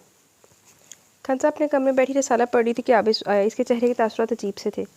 ड्राइंग रूम में कुछ मेहमान आए, कपड़े बदल कर वहाँ आ जाओ। और ये तेरी से बाहर निकले। यार मेरे अल्लाह, इसको क्या हुआ? इस दिन के बाद से आबिद ने सीधे मुझसे बात तक नहीं की थी। मुझे क्या जरूरत है कपड़े बदलने की? खंसा बड़बड़ाई ऐसे उठकर ड्राइंग रूम में चली, मगर वहाँ मौजूद लोगों को देखकर वो सख्ते में आ गई। भला वो अब्बास अहमद को कैसे भूल सकती थी, अपने बाप को, जो आबिद से हंस कर बातें कर रहा था। इसके साथ हसन और एक बनी सवरी खातून थी। शायद ये वही खातून थी जिनकी वजह से पापा ने मुझे और मामा को छोड़ा था। इसने सोचा नहीं सिर्फ मुझे छोड़ा, क्योंकि वो एक दूसरे को अरसा हुआ छोड़ चुके थे। खंसा का दिल कटने लगा। कितने अरसे बाद वो पापा को देख रही थी। इन्होंने खंसा को पहचाना नहीं। खंसा खामोशी से एक तरफ बैठ गई। एक तरफ अना भी होती तो शायद इनकी वजह से पहचान लेते, मगर वो अंदर मसरूफ़ थी। हसन इसकी तरफ देखकर मुस्कुराया, मगर खंसा की तवज्जो इसकी तरफ नहीं थी। वो तो अपने दिल के शोर को दबाने में मसरूफ़ थी। ताबिंदा बहन, हसन हमारा इकलौता बेटा है, सारी जायदाद का इकलौता वारिस। अगर इसे अपनी फर्जंदी में कबूल कर ले तो हमारे लिए इज्जत की बात होगी कि आपके घराने के साथ हमारा नाता जुड़ा है। ताबिंदा ने बेख्तियार खंसा का चेहरा देखा, जो बेतासुर था। वक्त ने अगरचे अब्बास अहमद के बालों को सफ़ेदी अता कर दी थी, इसके खदो खाल को तब्दील कर दिया था, मगर ताबिंदा अब भी बखूबी इसको पहचान सकती थी। अगरचे अब्बास इससे वाकिफ़ ना था, क्योंकि इसका ताल्लुक सिर्फ अमारा से था, और शादी के बाद हमारे ने ख़ानदान के किसी फ़र्द से कोई ताल्लुक नहीं रखा था। और जब वो अमारा से मिलने गई तो इस वक्त वो बाहर की टूर पर गया हुआ था। दूसरी दफ़ा तो इन दोनों में लहती हो चुकी थी। अब्बास साहब, मुझे आपसे रिश्ता जोड़कर खुशी होती, मगर खंसा का निकाह हो चुका अब इसके साथ। तब बिंदा आंटी ने महज़्ज़बाना अंदाज में मासरत की। आबिस ने घबराकर खंसा की तरफ देखा, मगर वो सात सपाट चेहरे के साथ बैठी थी। इसी वक्त फरीबादी चाय के साथ अंदर आई और चाय सर्व करने लगी। निकाह का सुनकर अब्बास अहमद और हसन का रंग मुतगय्यर हो गया। देखिए, शादी कर बच्चों की मर्जी से हो तो अच्छा होता है। अब्बास अहमद ने मुबहम बात की तो बिंदा आंटी फरी देवरी चढ़की। हम आपकी बात नहीं समझे अब्बास साहब। तब बिंदा का लहजा तेज़ हो गया। मैं मजीद क्या कहूँ, आप खुद समझदार है। बहरहाल मैं 2-3 दिन तक आपको फ़ोन कर जवाब को मालूम कर लूँगा। अब्बास साहब उठे तो इनकी वाइफ और बेटा भी खड़ा हो गया। हम तो आपको जवाब दे चुके हैं। तब बिंदा ने सख्ती से कहा, मैंने कहा ना मैं कुछ दिनों बाद फ़ोन करूँगा। अब्बास अहमद ने इन्हीं के अंदाज में जवाब दिया और तीनों चले गए। कितने बदतमीज़ और ठीठ लोग थे। फरीबाजी का मूड सख्त ख़राब था। और आबिस, तुम क्यों खामोश थे? इनको कोई जवाब क्यों नहीं दिया? फरीबाजी ने सिर ताड़ा। जिनकी बात हो रही थी, जब वो रजामंद है तो मुझे और आपको बोलने की क्या ज़रूरत है? आप इनको हाँ कहते जब वो दोबारा फ़ोन करें तो। अब इसका मूड अब इससे इन सबसे ज़्यादा ख़राब था। कोई वजह जवाब सुनने बगैर वो उठकर चला गया। क्या मतलब? दोनों खंसा की गिर जमा होगी। क्या वो तुम्हें पसंद है खंसा? फरीबाजी ने तशवीश से पूछा। हरगिज़ नहीं। खंसा ने अपने आंसू साफ किए। मुझे अनबी ने पहले ही आबिस के बारे में बता दिया था। मैं भला किसी और के बारे में कैसे सोच सकती हूँ? उठकर वो कमरे में आ गई। अम्मी, आबिस तो पता नहीं क्या चाहता, आप इसके कहने पर हरगिज़ इनको हाथ नहीं करेंगी। पता नहीं क्या हो रहा है। फरी, तुम्हें पता है अब्बास अहमद कौन है? वो खंसा का बाप है। वो इस वक्त परेशान था। परेशान है, इसे मज़ीद डिस्टर्ब ना करो। और हसन मम्मी? फरी हैरान रह गई। हसन इसकी दूसरी बीवी से है, अब्बास इसका असली बाप नहीं है। ओह, फरी ने बुरा सा मुँह बनाया। कमरे में आकर खंसा ने खिड़की से झाँका तो आबिस लॉन में टहले जा रहा था। खंसा के दिल दुख से भर गया। थोड़ी देर बाद आबिस गाड़ी लेकर बाहर चला गया। जब इस गाड़ी तेज़ रफ्तारी से वो गया था, इसने खंसा को परेशान कर दिया कि कहीं से कुछ हो ना जाए। पता नहीं कितनी देर गुजर गई। जब घड़ी ने 12 का घंटा बजाया तो वो चौंक गई। वो आबिस के इंतजार में खिड़की के पास ही खड़ी थी। आबिस की गाड़ी अंदर दाखिल हुई तो वो सुकून का सांस लेकर खिड़की से हटकी। थोड़ी देर बाद आबिस दस्तक देकर इसके कमरे में दाखिल हुआ। इसे देखकर खंसा खड़ी होगी। आबिस भी इसके मुकाबले आ खड़ा हुआ। मेरे तुम्हारे दरमियान जो रिश्ता है वो तुम्हारे इल्म में आ चुका है। खंसा, ये मत समझना कि इस घर के अफराद तुम पर कोई दबाव डालेंगे, हरगिज़ नहीं। तुम अपनी मर्जी की आप मालिक हो। अम्मी और फरीबाजी ने सिर्फ इसलिए इनकार किया कि वो तुमसे बहुत मोहब्बत करती है। तुम्हें अपने से जुदा करना इन्हें बहुत मुश्किल लग रहा है। तुम फिक्र ना करो, मैं इनको समझा लूँगा। ये घर हसन से शादी के बाद भी तुम्हारे मैके की तरह रहेगा। तुम जब चाहो यहाँ आ सकती हो। आप इसकी आंखें ज़बत की वजह से सुर्ख हो रही थी। वो अपनी बात मुकम्मल करते हुए ही बाहर निकल गया। खंसा ने बेख्तियार अपना सर पकड़ लिया। वो इसे बताना चाहती थी वो इससे मोहब्बत करती है, इसे हसन से कोई दिलचस्पी नहीं है, मगर हर मरतबा वो अपनी बात कहकर इसकी सुने बगैर चला जाता था। कई दिन गुजर के अभी से इसका सामने नहीं हो रहा था, वो मुसलसल इससे कतरा रहा था। पता नहीं इसकी शक्ल नहीं देखना चाहता था या अपनी नहीं दिखाना चाहता था। खंसा तुमसे कोई मिलने आया, अनाबी ने इतला दी। मुझसे? खंसा हैरान हुई। अच्छा, इसे बिठाइए, मैं आ रही हूँ। खंसा अंदर दाखिल हुई तो शदीद तरीन हैरत इस पर हमलावर हुई। इसने सहारे के लिए नजर दौड़ाई तो कमरे में अनाबी, ताबिंदा आंटी और फरीबाजी नजर आई। खंसा ताबिंदा आंटी के पास बैठकर मजबूती से इनका हाथ थाम लिया। खंसा, पहचाना, ये तुम्हारी माँ है। ताबिंदा आंटी ने खंसा को बताया जो मुसलसल इस औरत को घूरी थी जिसने अपनी ख्वाहिशात की तकमील के लिए इसको अपने जिस्म से नोच कर फेंक दिया। आज हड्डियों का ढांचा बनी व्हीलचेयर पर मौजूद थी। वो अक्सर सोचा करती थी कि कभी ये लोग इसके सामने आएंगे तो कभी ये आएंगे क्या कभी ये लोग सज़ा के अमल से गुजरेंगे। और आज वो जिस हालत में इसके सामने मौजूद थी वो इस बात की गवाह थी कि खुदा ने रस्सी खींच ली है, मकाफात अमल शुरू हो गया, मोहलत ख़त्म हो गई है। वो वापस इसी बेटी के पास पहुंच गई थी जिससे वो शदीद तरीन नफरत करती थी। खंसा गहरा सांस लेकर बोली, तबिंदा आंटी, मैं इनको कैसे भूल सकती हूँ, मैं इनको हर हाल में पहचान सकती हूँ। कहिए आज मेरे पास कैसे आना हुआ? खंसा असनबियत से बोली।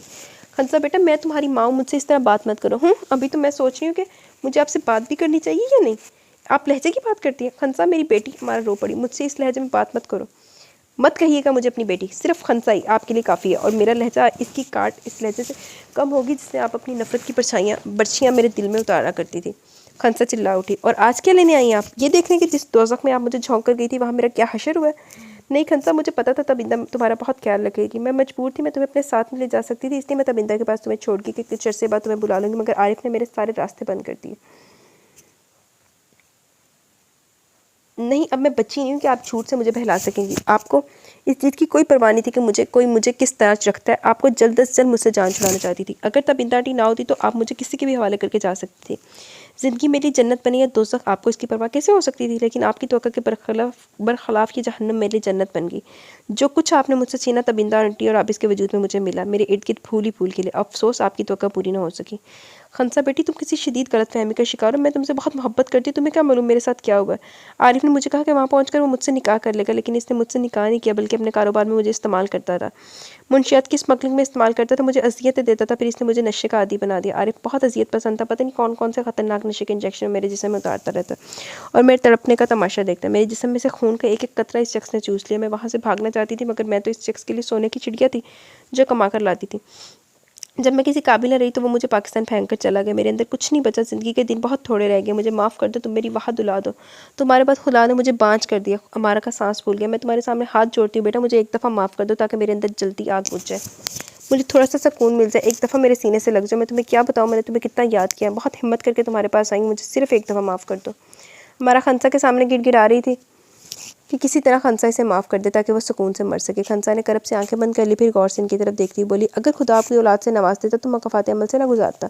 औलाद की तो आप हकदार ही नहीं थी, और वो मेरा रब कैसे बार बार अपनी नेमत की तौहीन करवाता। और मैं सारी ज़िंदगी आपको माफ़ नहीं करूँगी। मैंने ज़िंदगी के कितने ही साल भयानक ख्वाब की तरह गुजारे, मैं आपको कैसे माफ़ कर सकती हूँ।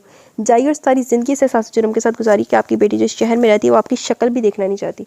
इसने अपने छोटे से छोटे दुख भी आपको माफ़ नहीं किया। खंसा खड़ी होगी। खंसा प्लीज़ मुझे माफ़ कर दो, प्लीज़ मेरी हालत पर रहम करो। सुबह शाम ये दुख मुझे बिच्छू की तरह डंग मारता है कि मैंने अपनी औलाद को अपनी नादानी में, अपनी हवस में जानवरों की तरह धुतकारा तो ज़िंदगी और खुदा ने मुझे धुतकार दिया। तुम क्या जानो मुझे कितनी सज़ा मिल चुकी है, मुझे एक पल को सुकून नहीं, मुझे माफ़ कर दो, मुझे सुकून दे दो, मेरे सीने से लग जाओ।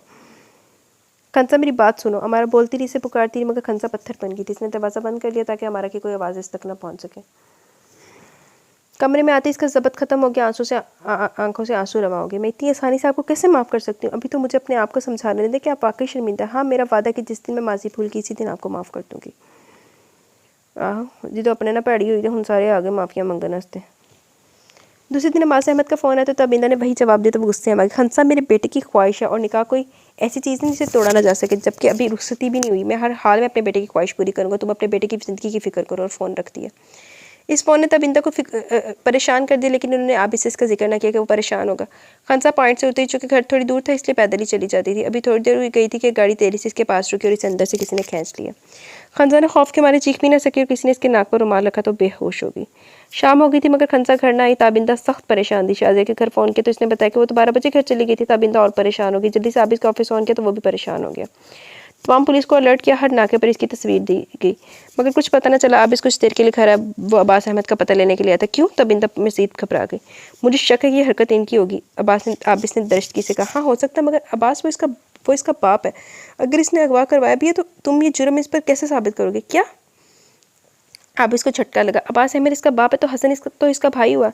नहीं, हसन नीलम के पहले शौहर से था। बिंदा ने वजाहत दी। ओह, आबिस चुप हो गया। क्या खंसा इस बात से वाकिफ है? हाँ, जब अब्बास अहमद हसन के साथ आया था तो इसने इसे पहचान लिया था। तो फिर इसको तलाश करने की क्या ज़रूरत है? वो अपने बाप के पास है और फिर वैसे भी हसन इसे पसंद है। ख्वाम का आपने मुझे परेशान किया। अब इसके बाप का फ़ोन है तो कह दीजिएगा कि तलाक़नामा पहुँच जाएगा, फिर खंसा खुशी से हसन से शादी कर ले। आबिस शदीद गुस्से में बोला। इसके चेहरे पर शदीद तनाव था। आबिस क्या कह रहे हो तुम? तब इंदा दुख से बोली, क्या तुम्हें खंसा से मोहब्बत नहीं है? अम्मी, बात मेरी मोहब्बत की नहीं है, बात खंसा की मर्ज़ी की। और खंसा हसन को छोड़कर मुझे कैसे पसंद कर सकती है? आबिस झंझलाया हुआ था। आबिस, तुम कितने बेखबर हो। तुम्हें तो इतना भी नहीं पता कि खंसा सिर्फ तुम्हें पसंद करती है, बल्कि तुमसे इश्क करती है। तुम ही अपने आप को इससे बहुत बड़ा ख्याल करके इससे दूर रहते हो। हालांकि तुम दोनों का जोड़ा इतना अच्छा लगता है। फरीबाजी ने मुदाखलत की। मैं कैसे यकीन कर सकता हूँ वो मुझे पसंद कर दिया? आबिस बेयकीनी से बोले। ये देखो, इसकी डायरी एक एक हरफ इसके जज्बों की गवाही देगा। इसकी अलमारी भरी पड़ी है तुम्हारी तस्वीरों से। तुम्हारे ख़त किसी सही मुकद्दस सहीफे की तरह इसने संभाल कर रखे हैं। और कितने सबूत चाहिए तुम्हें? फरीबाजी ने तमाम चीज़ें इसके सामने रख दी। आबिस ने एक नज़र इन चीज़ों को देखा और तेज़ी से बाहर निकल गया। खंसा को होश आया तो वो एक बेहद खूबसूरत कमरे में मौजूद थी। हसन और अब्बास अहमद भी इसके पास मौजूद थे। अब्बास अहमद ने देखा कि इसे होश आ गए तो इसके करीब आकर बोला, मैं तो चाहता था कि सीधी उंगलियों से घी निकल जाए, मगर तुम्हारी आंटी बहुत ज़िद्दी खतून निकली, लिहाजा मुझे तुम्हें इस तरह यहाँ बुलवाना पड़ा। खंसा ने कोई जवाब नहीं दिया। वो चुपचाप यकटक इसकी तरफ देख रही थी। अब्बास अहमद को इसकी नज़रों से बहुत उलझन महसूस हो रही थी। ये लो कागजात, इन पर साइन कर दो। अगर तुमने खुला के कागजात पर साइन ना किए तो मैं आबिस को कत्ल करवा दूंगा। तुम्हें हर हाल में हसन से शादी करनी पड़ेगी। अब्बास अहमद ने जल्दी से कहा। वो अपने माथे पर आया पसीना साफ किए से इस लड़की की नजरें निगाहें अपनी रूह के अंदर उतरती महसूस हो रही थी। खंसा खड़ी होगी। अगर तुम ऐसा करोगे तो मुझे ताज्जुब ना होगा। फिर इसके करीब जाकर पूछा, क्या तुम्हें अपनी बेटी याद है? सरसराता हुआ जुमला था जिसने अब्बास अहमद को तड़पा दिया। इसका यहाँ क्या जिक्र? अब्बास अहमद चीख उठा। हाँ वाकई इसका यहाँ, बल्कि कहीं भी क्या जिक्र। तुम मुझे गौर से देखो, मैं हूँ खंसा अब्बास, तुम्हारी बेटी, जिसे बरसों पहले तुम अपने वजूद से काट कर फेंक गए थे। तो आज एक बाप अपनी बेटी को अगवा कर जश्न मना रहा है। खंसा दीवानों की तरह हंसी। तुम खंसा, मेरी बेटी? अब्बास अहमद के हाथ से कागजात किए गए। तुम्हारे नाम से मुझे तुम्हारी खुशबू तो आई, मगर मैंने सोचा कि खंसा तो अपनी माँ के साथ बाहर चली गई थी, वो भला यहाँ का माँ। खंसा तल्खी से हंसी। वो आपकी निशानी को अपने साथ कैसे लेकर जा सकती थी? जितनी नफरत आप दोनों मुझसे करते थे, भला वो मुझे अपने पास कैसे रख सकती थी? नहीं खंसा बेटा, वालिदैन अपनी औलाद से कभी भी नफरत नहीं करते, बल्कि जब वो एक दूसरे से बेजार हो जाते तो नई दुनिया इन्हें नजर आ रही होती है तो वो अपने वजूद की नफरत अपनी औलाद में ले लेते हैं, अपने तमाम बेजारी अपने बच्चों में मुंतकिल कर देते हैं। वक्ती तौर पर जज्बात में अंधे होकर वो समझते हैं कि नन्हे मुन्ने बच्चों को इन ज़िंदगी में भला क्या अहमियत, मगर जब वक्त गुजर जाता है तो यूँ महसूस होता है कि अपनी सबसे कीमती शय वो कहीं पीछे छोड़ आए। मुझे हमारा से नफरत थी ये इसके पीछे, तो मुझे पता नहीं चलता था कि मैं तुम्हारे साथ कितना बुरा सलूक करता हूँ, मगर फिर तुम मुझे बहुत याद आई। मैंने इस बंद घर के बेतहाशा चक्कर लगा कि तुम्हारी एक झलक मुझे नजर आ जाए। मैं तुम्हारे कदमों के निशान ढूंढता रहा, मगर मुझे कोई सुराग ना मिला। मैं कितना बदनसीब हूँ कि मुझे ये भी मालूम ना हो सका कि जैसे मैं जगह जगह तलाश कर रहा हूँ वो मेरे ही शहर में मेरे इतने करीब मौजूद है। अब्बास अहमद की आंखों में आंसू लरस रहे थे। हूँ डुब के मर जा तुम। आप चाहे कुछ भी कह लें, मुझे आपकी कोई भी वजाहत मुतमिन नहीं कर सकती, बस आप मुझे वापस भिजवा दें। खंसा ने की कोई बात भी मानने से इनकार कर दिया। हसन तड़प के आगे बढ़ा। पापा मैं मर जाऊंगा अगर खंसा मुझे ना मिले, फिर या तो आपकी बेटी आप अपनी बात इनसे मनवा सकते हैं, तो फिर पापा सोचिए इस तरह आपकी बरसों की बिछड़ी बेटी आपके साथ ही रह भी सकती है। हाँ। अब्बास अहमद की बुझी हुई आंखों में चमक लहराई। खंसा बेटा, लहजे में सारे जहान का प्यार था। तुम्हारा बाप तुम्हारे बगैर बहुत तड़पा है, आ जाओ मेरे पास आ जाओ। मैं सारी दुनिया की नेमतें तुम्हारे कदमों में ढेर कर दूंगा। अब इसके पास क्या, एक डिप्टी कमिश्नर की क्या तनख्वाह होगी इसकी? अब्बास अहमद ने इसके सर पर हाथ रखा। खंसा ने जोर से इनका हाथ झटका और दूजा खड़ी हुई। आप जान नहीं सकते कि आबिस मेरे लिए क्या है। आपने इस उम्र में मुझसे अपना साया छीना जब मैं बिल्कुल बेबस कमज़ोर थी। मामा मुझे इंसानों के हजूम में तनहा छोड़कर चलेंगी तो ताबिंदा आंटी और आबिस ने मुझे पनाह दी। जब मेरे माँ बाप ने जीते जी अपना साया मुझसे छीना तो एक लम्हे के लिए रुक कर ना सोचा कि मैं तो लड़की हूँ, तन्हा कहाँ जाती। लड़के तो फिर भी अपनी जगह बना रहे थे, इन्हें कहीं ना कहीं पनाह मिल जाती है, मगर तन्हा लड़की तो रुल जाती है। आप कल जितने खुदगर्ज थे आज भी इतने ही हैं। कल आपने अपनी खुशियों पर मुझे कुर्बान कर दिया और आज अपनी बीवी और सौतेले बेटे पर अपनी सगी बेटी कुर्बान करना चाह रहे हैं। आज भी आप मेरे सर की महफूज छत छीन कर मुझे धूप में खड़ा करना चाह रहे हैं। मैं इस जुर्म में कभी भी आपको माफ़ नहीं करूँगी। अगर आपने मुझसे ज़बरदस्ती की तो याद रखिएगा मैं खुदकुशी कर लूँगी, अगर जब मैं जानती हूँ कि इससे आपको कोई फ़र्क नहीं पड़ेगा। खंसा की बातें सुनकर अब्बास अहमद ने कर्ब से आंखें बंद कर ली। खंसा मुझे इतना जलील ना करो कि मेरे कमज़ोर लम्हों के फैसले ने मुझे कितना रुस्वा किया तुम नहीं जान सकती। मेरी हैसियत यहाँ क्या है ये मैं तुम्हें नहीं बता सकता। मेरी तो वो हालत है कोई धोबी का कुत्ता ना घर का ना घाट का, तो इदा ही होना सी तेरे वगैरह धोबी के कुत्ते के नाल। अब्बास अहमद के चेहरे पर बेपनाह थकन थी। चलो मैं तुम्हें तबिंदा के पास छोड़ो। खंसा खड़ी होगी। पापा आप ये क्या कर रहे हैं? हसन चिल्लाए। तुम खामोश रहो। अब्बास ने इसे झिटका। आप अच्छी तरह सोच ले मामा। हसन का अंदाज धमकी ले हुआ था। Shut up. अब्बास अहमद इससे ज़्यादा चिल्लाए, क्या करेंगी तुम्हारी मामा, एक और दफ़ा मुझे जलील कर लेंगी, क्या फ़र्क पड़ जाएगा अगर ज़िंदगी में एक दफ़ा अपनी बेटी के लिए जलील हो गया, इसके लिए कुछ कर लिया तो शायद मेरे गुनाह का कुछ कफ़ारा अदा हो जाएगा। अब्बास अहमद का लहजा टूटा हुआ था। हसन होंठ भेजे तेज से इन दोनों को देख रहा था। खंसा बेटा, क्या मैं तुम्हें मिलने आ सकता हूँ? नहीं, खंसा ने मुख्तसर जवाब दिया, कम अज़ कम अभी नहीं, अभी मैं आपको इस पर आमादा अपने आप को इस पर आमादा नहीं कर सकती। तो अब्बास अहमद एक थकी हुई सांस लेकर रह गया। इसी वक्त दरवाजे पर जोरदार दस्तक हुई। साहब जी, पुलिस ने चारों तरफ से घर घेर लिया। किसी मुलाजिम की आवाज़ है, इन्हें अंदर आने दो। अब्बास अहमद पुरसकून था तो हसन घबरा गया। अगर पुलिस अंदर आ गई तो हम अगवा के जुर्म में जेल में चले जाएंगे। मगर अब्बास अहमद ने खुद आगे बढ़कर दरवाज़ा खोल दिया। अब इस पुलिस के साथ अंदर दाखिल हुआ तो खंसा तेजी से इसके पीछे होगी। पुलिस ने दोनों को गिरफ्तार कर लिया। जब सारी कार्रवाई मुकम्मल होगी तो अब पुलिस इन दोनों को लेकर चली गई, थाने चली गई। अब इसने एक तरफ खामोश बैठी, खंसा को गाड़ी में बैठने का इशारा किया तो खुद दूसरी तरफ बैठ गया। थोड़ी देर बाद गाड़ी में खामोशी छाई रही। खंसा ने इसकी तरफ देखा तो वो खिड़की पर बाजू टिकाए बाहर देख रहा था तो वो भी बाहर देखने लगी। अब इस कनखियों से इसकी तरफ देख रहा था और इसकी तरफ हरकत पर मुस्कुरा दी। खंसा, तुम मुझसे खफा हो? एकदम वो इसकी तरफ झुका तो वो घबरा गई। नहीं, मुझे खफा होने की क्या ज़रूरत है, आप ही हमेशा मुझे दूसरों के हवाले करने के लिए तैयार रहते हैं। खंसा ने रूठे हुए अंदाज में कहा, इसलिए तो मैं चाहता हूँ कि तुम अपनी ज़िंदगी का फैसला खुद करो। फिर तुमने खुद मुझे कहा कि तुम्हें हसन पसंद है। हरगिज़ नहीं, मैंने ये नहीं कहा था कि, बल्कि ये कहा था कि हसन मुझे पसंद करता, और इसके बाद आपने मेरी बात नहीं सुनी और हमेशा अपनी बात कहकर चले जाते। कभी भी ना मेरी कोई वजाहत सुनी और ना ही कोई बात। मैं समझता था कि तुम मुझे पसंद नहीं करती। अब इसने आहिस्ते से कहा, आप झूठ बोल रहे हैं। आप हमेशा से जानते थे खंसा आपके अलावा किसी और को नहीं सोच सकती। आपने अपना हसार इसी तरह मेरे गिर्द कायम किया था कि मैं आपके अलावा किसी कहीं और जाने का सोच भी नहीं सकती थी। मेरे तमाम खतूत इस बात की गवाह हैं कि आप मेरे करीब हों या दूर, में आपके हिसार से नहीं निकल सकती। खंसा हाथों में मुँह छुपाकर रो पड़ी। आप इसने नरमी से इसके हाथ अलग किया और इतराफ़ किया, हाँ मैं जानता था, मगर आप दुनिया से खौफज़दा थे। मेरा साथ आपके लिए बाइस शर्मिंदगी था। मैं आपके काबिल नहीं हूँ। आप दुनिया के सामने मुझे अपनी बीवी शो करवाने से घबरा रहे हैं। खंसा हाथ छुड़ाकर तेजी से बोली। आप इस हंस पड़ा। तुम्हारा क्या ख्याल है कि इस वक्त तुम्हारी तलाश किस? मिसेस खंसा, सारा महकमा जान चुका है कि मोहतरम डिप्टी कमिश्नर साहब पागलों की तरह अपनी वाइफ को तलाश कर रहे हैं। खंसा बेयकीनी से इसे देखा। यार ऐसे मत देखो, दिल बेईमान होने लगता है। आप इसने मुस्कुराते हुए कहा और गाड़ी स्टार्ट कर दी। खंसा झैंप की और सामने की तरफ देखने लगी। आप इसने गाड़ी चलाते हुए नरमी से इसे अपने साथ लगाया और खंसा थोड़ी देर में इसके कंधे पर सर रखकर सुकून से सो गई। गाड़ी में हल्का हल्का म्यूजिक चल रहा था और अभी से बहुत आहिस्ता आहिस्ता गाड़ी चला रहा था ताकि वो डिस्टर्ब ना हो। इसे यकीन था कि जिंदगी को जितना खराज वसूल करना था कर लिया, अब बाहर इनकी मुंतज़िर है। जी तो गाइस, कैसा लगा आपको ये नावल? अपनी राय का इजहार कीजिएगा। मुझे तो नावल पसंद है, मुझे अच्छा लगा ये वाला नावल। और आपको कैसा लगा? लेकिन आप इसमें थोड़ी जी ना, आप इस वैसे बड़ी भैड़ी हुई है, आप इस चंगी नहीं हुई। बल्कि जब आप इसके ना दुखों पे और आप इस पे जो जुल्म मजालिम हुए ना, मेरा तो हाथ ही नहीं रुकता सी। आपके सामने की बात है, कदी भाई कह रही थी, कदी कुछ कह रही थी, कदी पहले आप इसने पाली अपनी कुड़ी तो फिर उस तो बाद ना हुन आप इससे काम धंधे करेगी। खैर, आपको कैसा लगा? आप भी अपनी राय का खुल के इजहार कीजिएगा। और इसके पेरेंट्स को बहुत अच्छा हुआ इसका इन्होंने माफ़ नहीं किया, क्योंकि वो डिज़र्व ही नहीं करते थे, वो माफ़ी डिज़र्व नहीं करते थे जो उन्होंने किया। तो बाकी सही थी हर तरह से। मुझे इसका एंड भी अच्छा लगा। ये पूरा नावल मुझे पसंद है। आप लोगों को कैसा लगा? आप भी अपनी राय का ज़रूर इज़हार कीजिएगा। इंशाल्लाह जल्दी मिलेंगे न्यू नावल के तक। अपना बहुत सारा ख्याल रखें, दुआ में याद रखें। अल्लाह हाफिज़।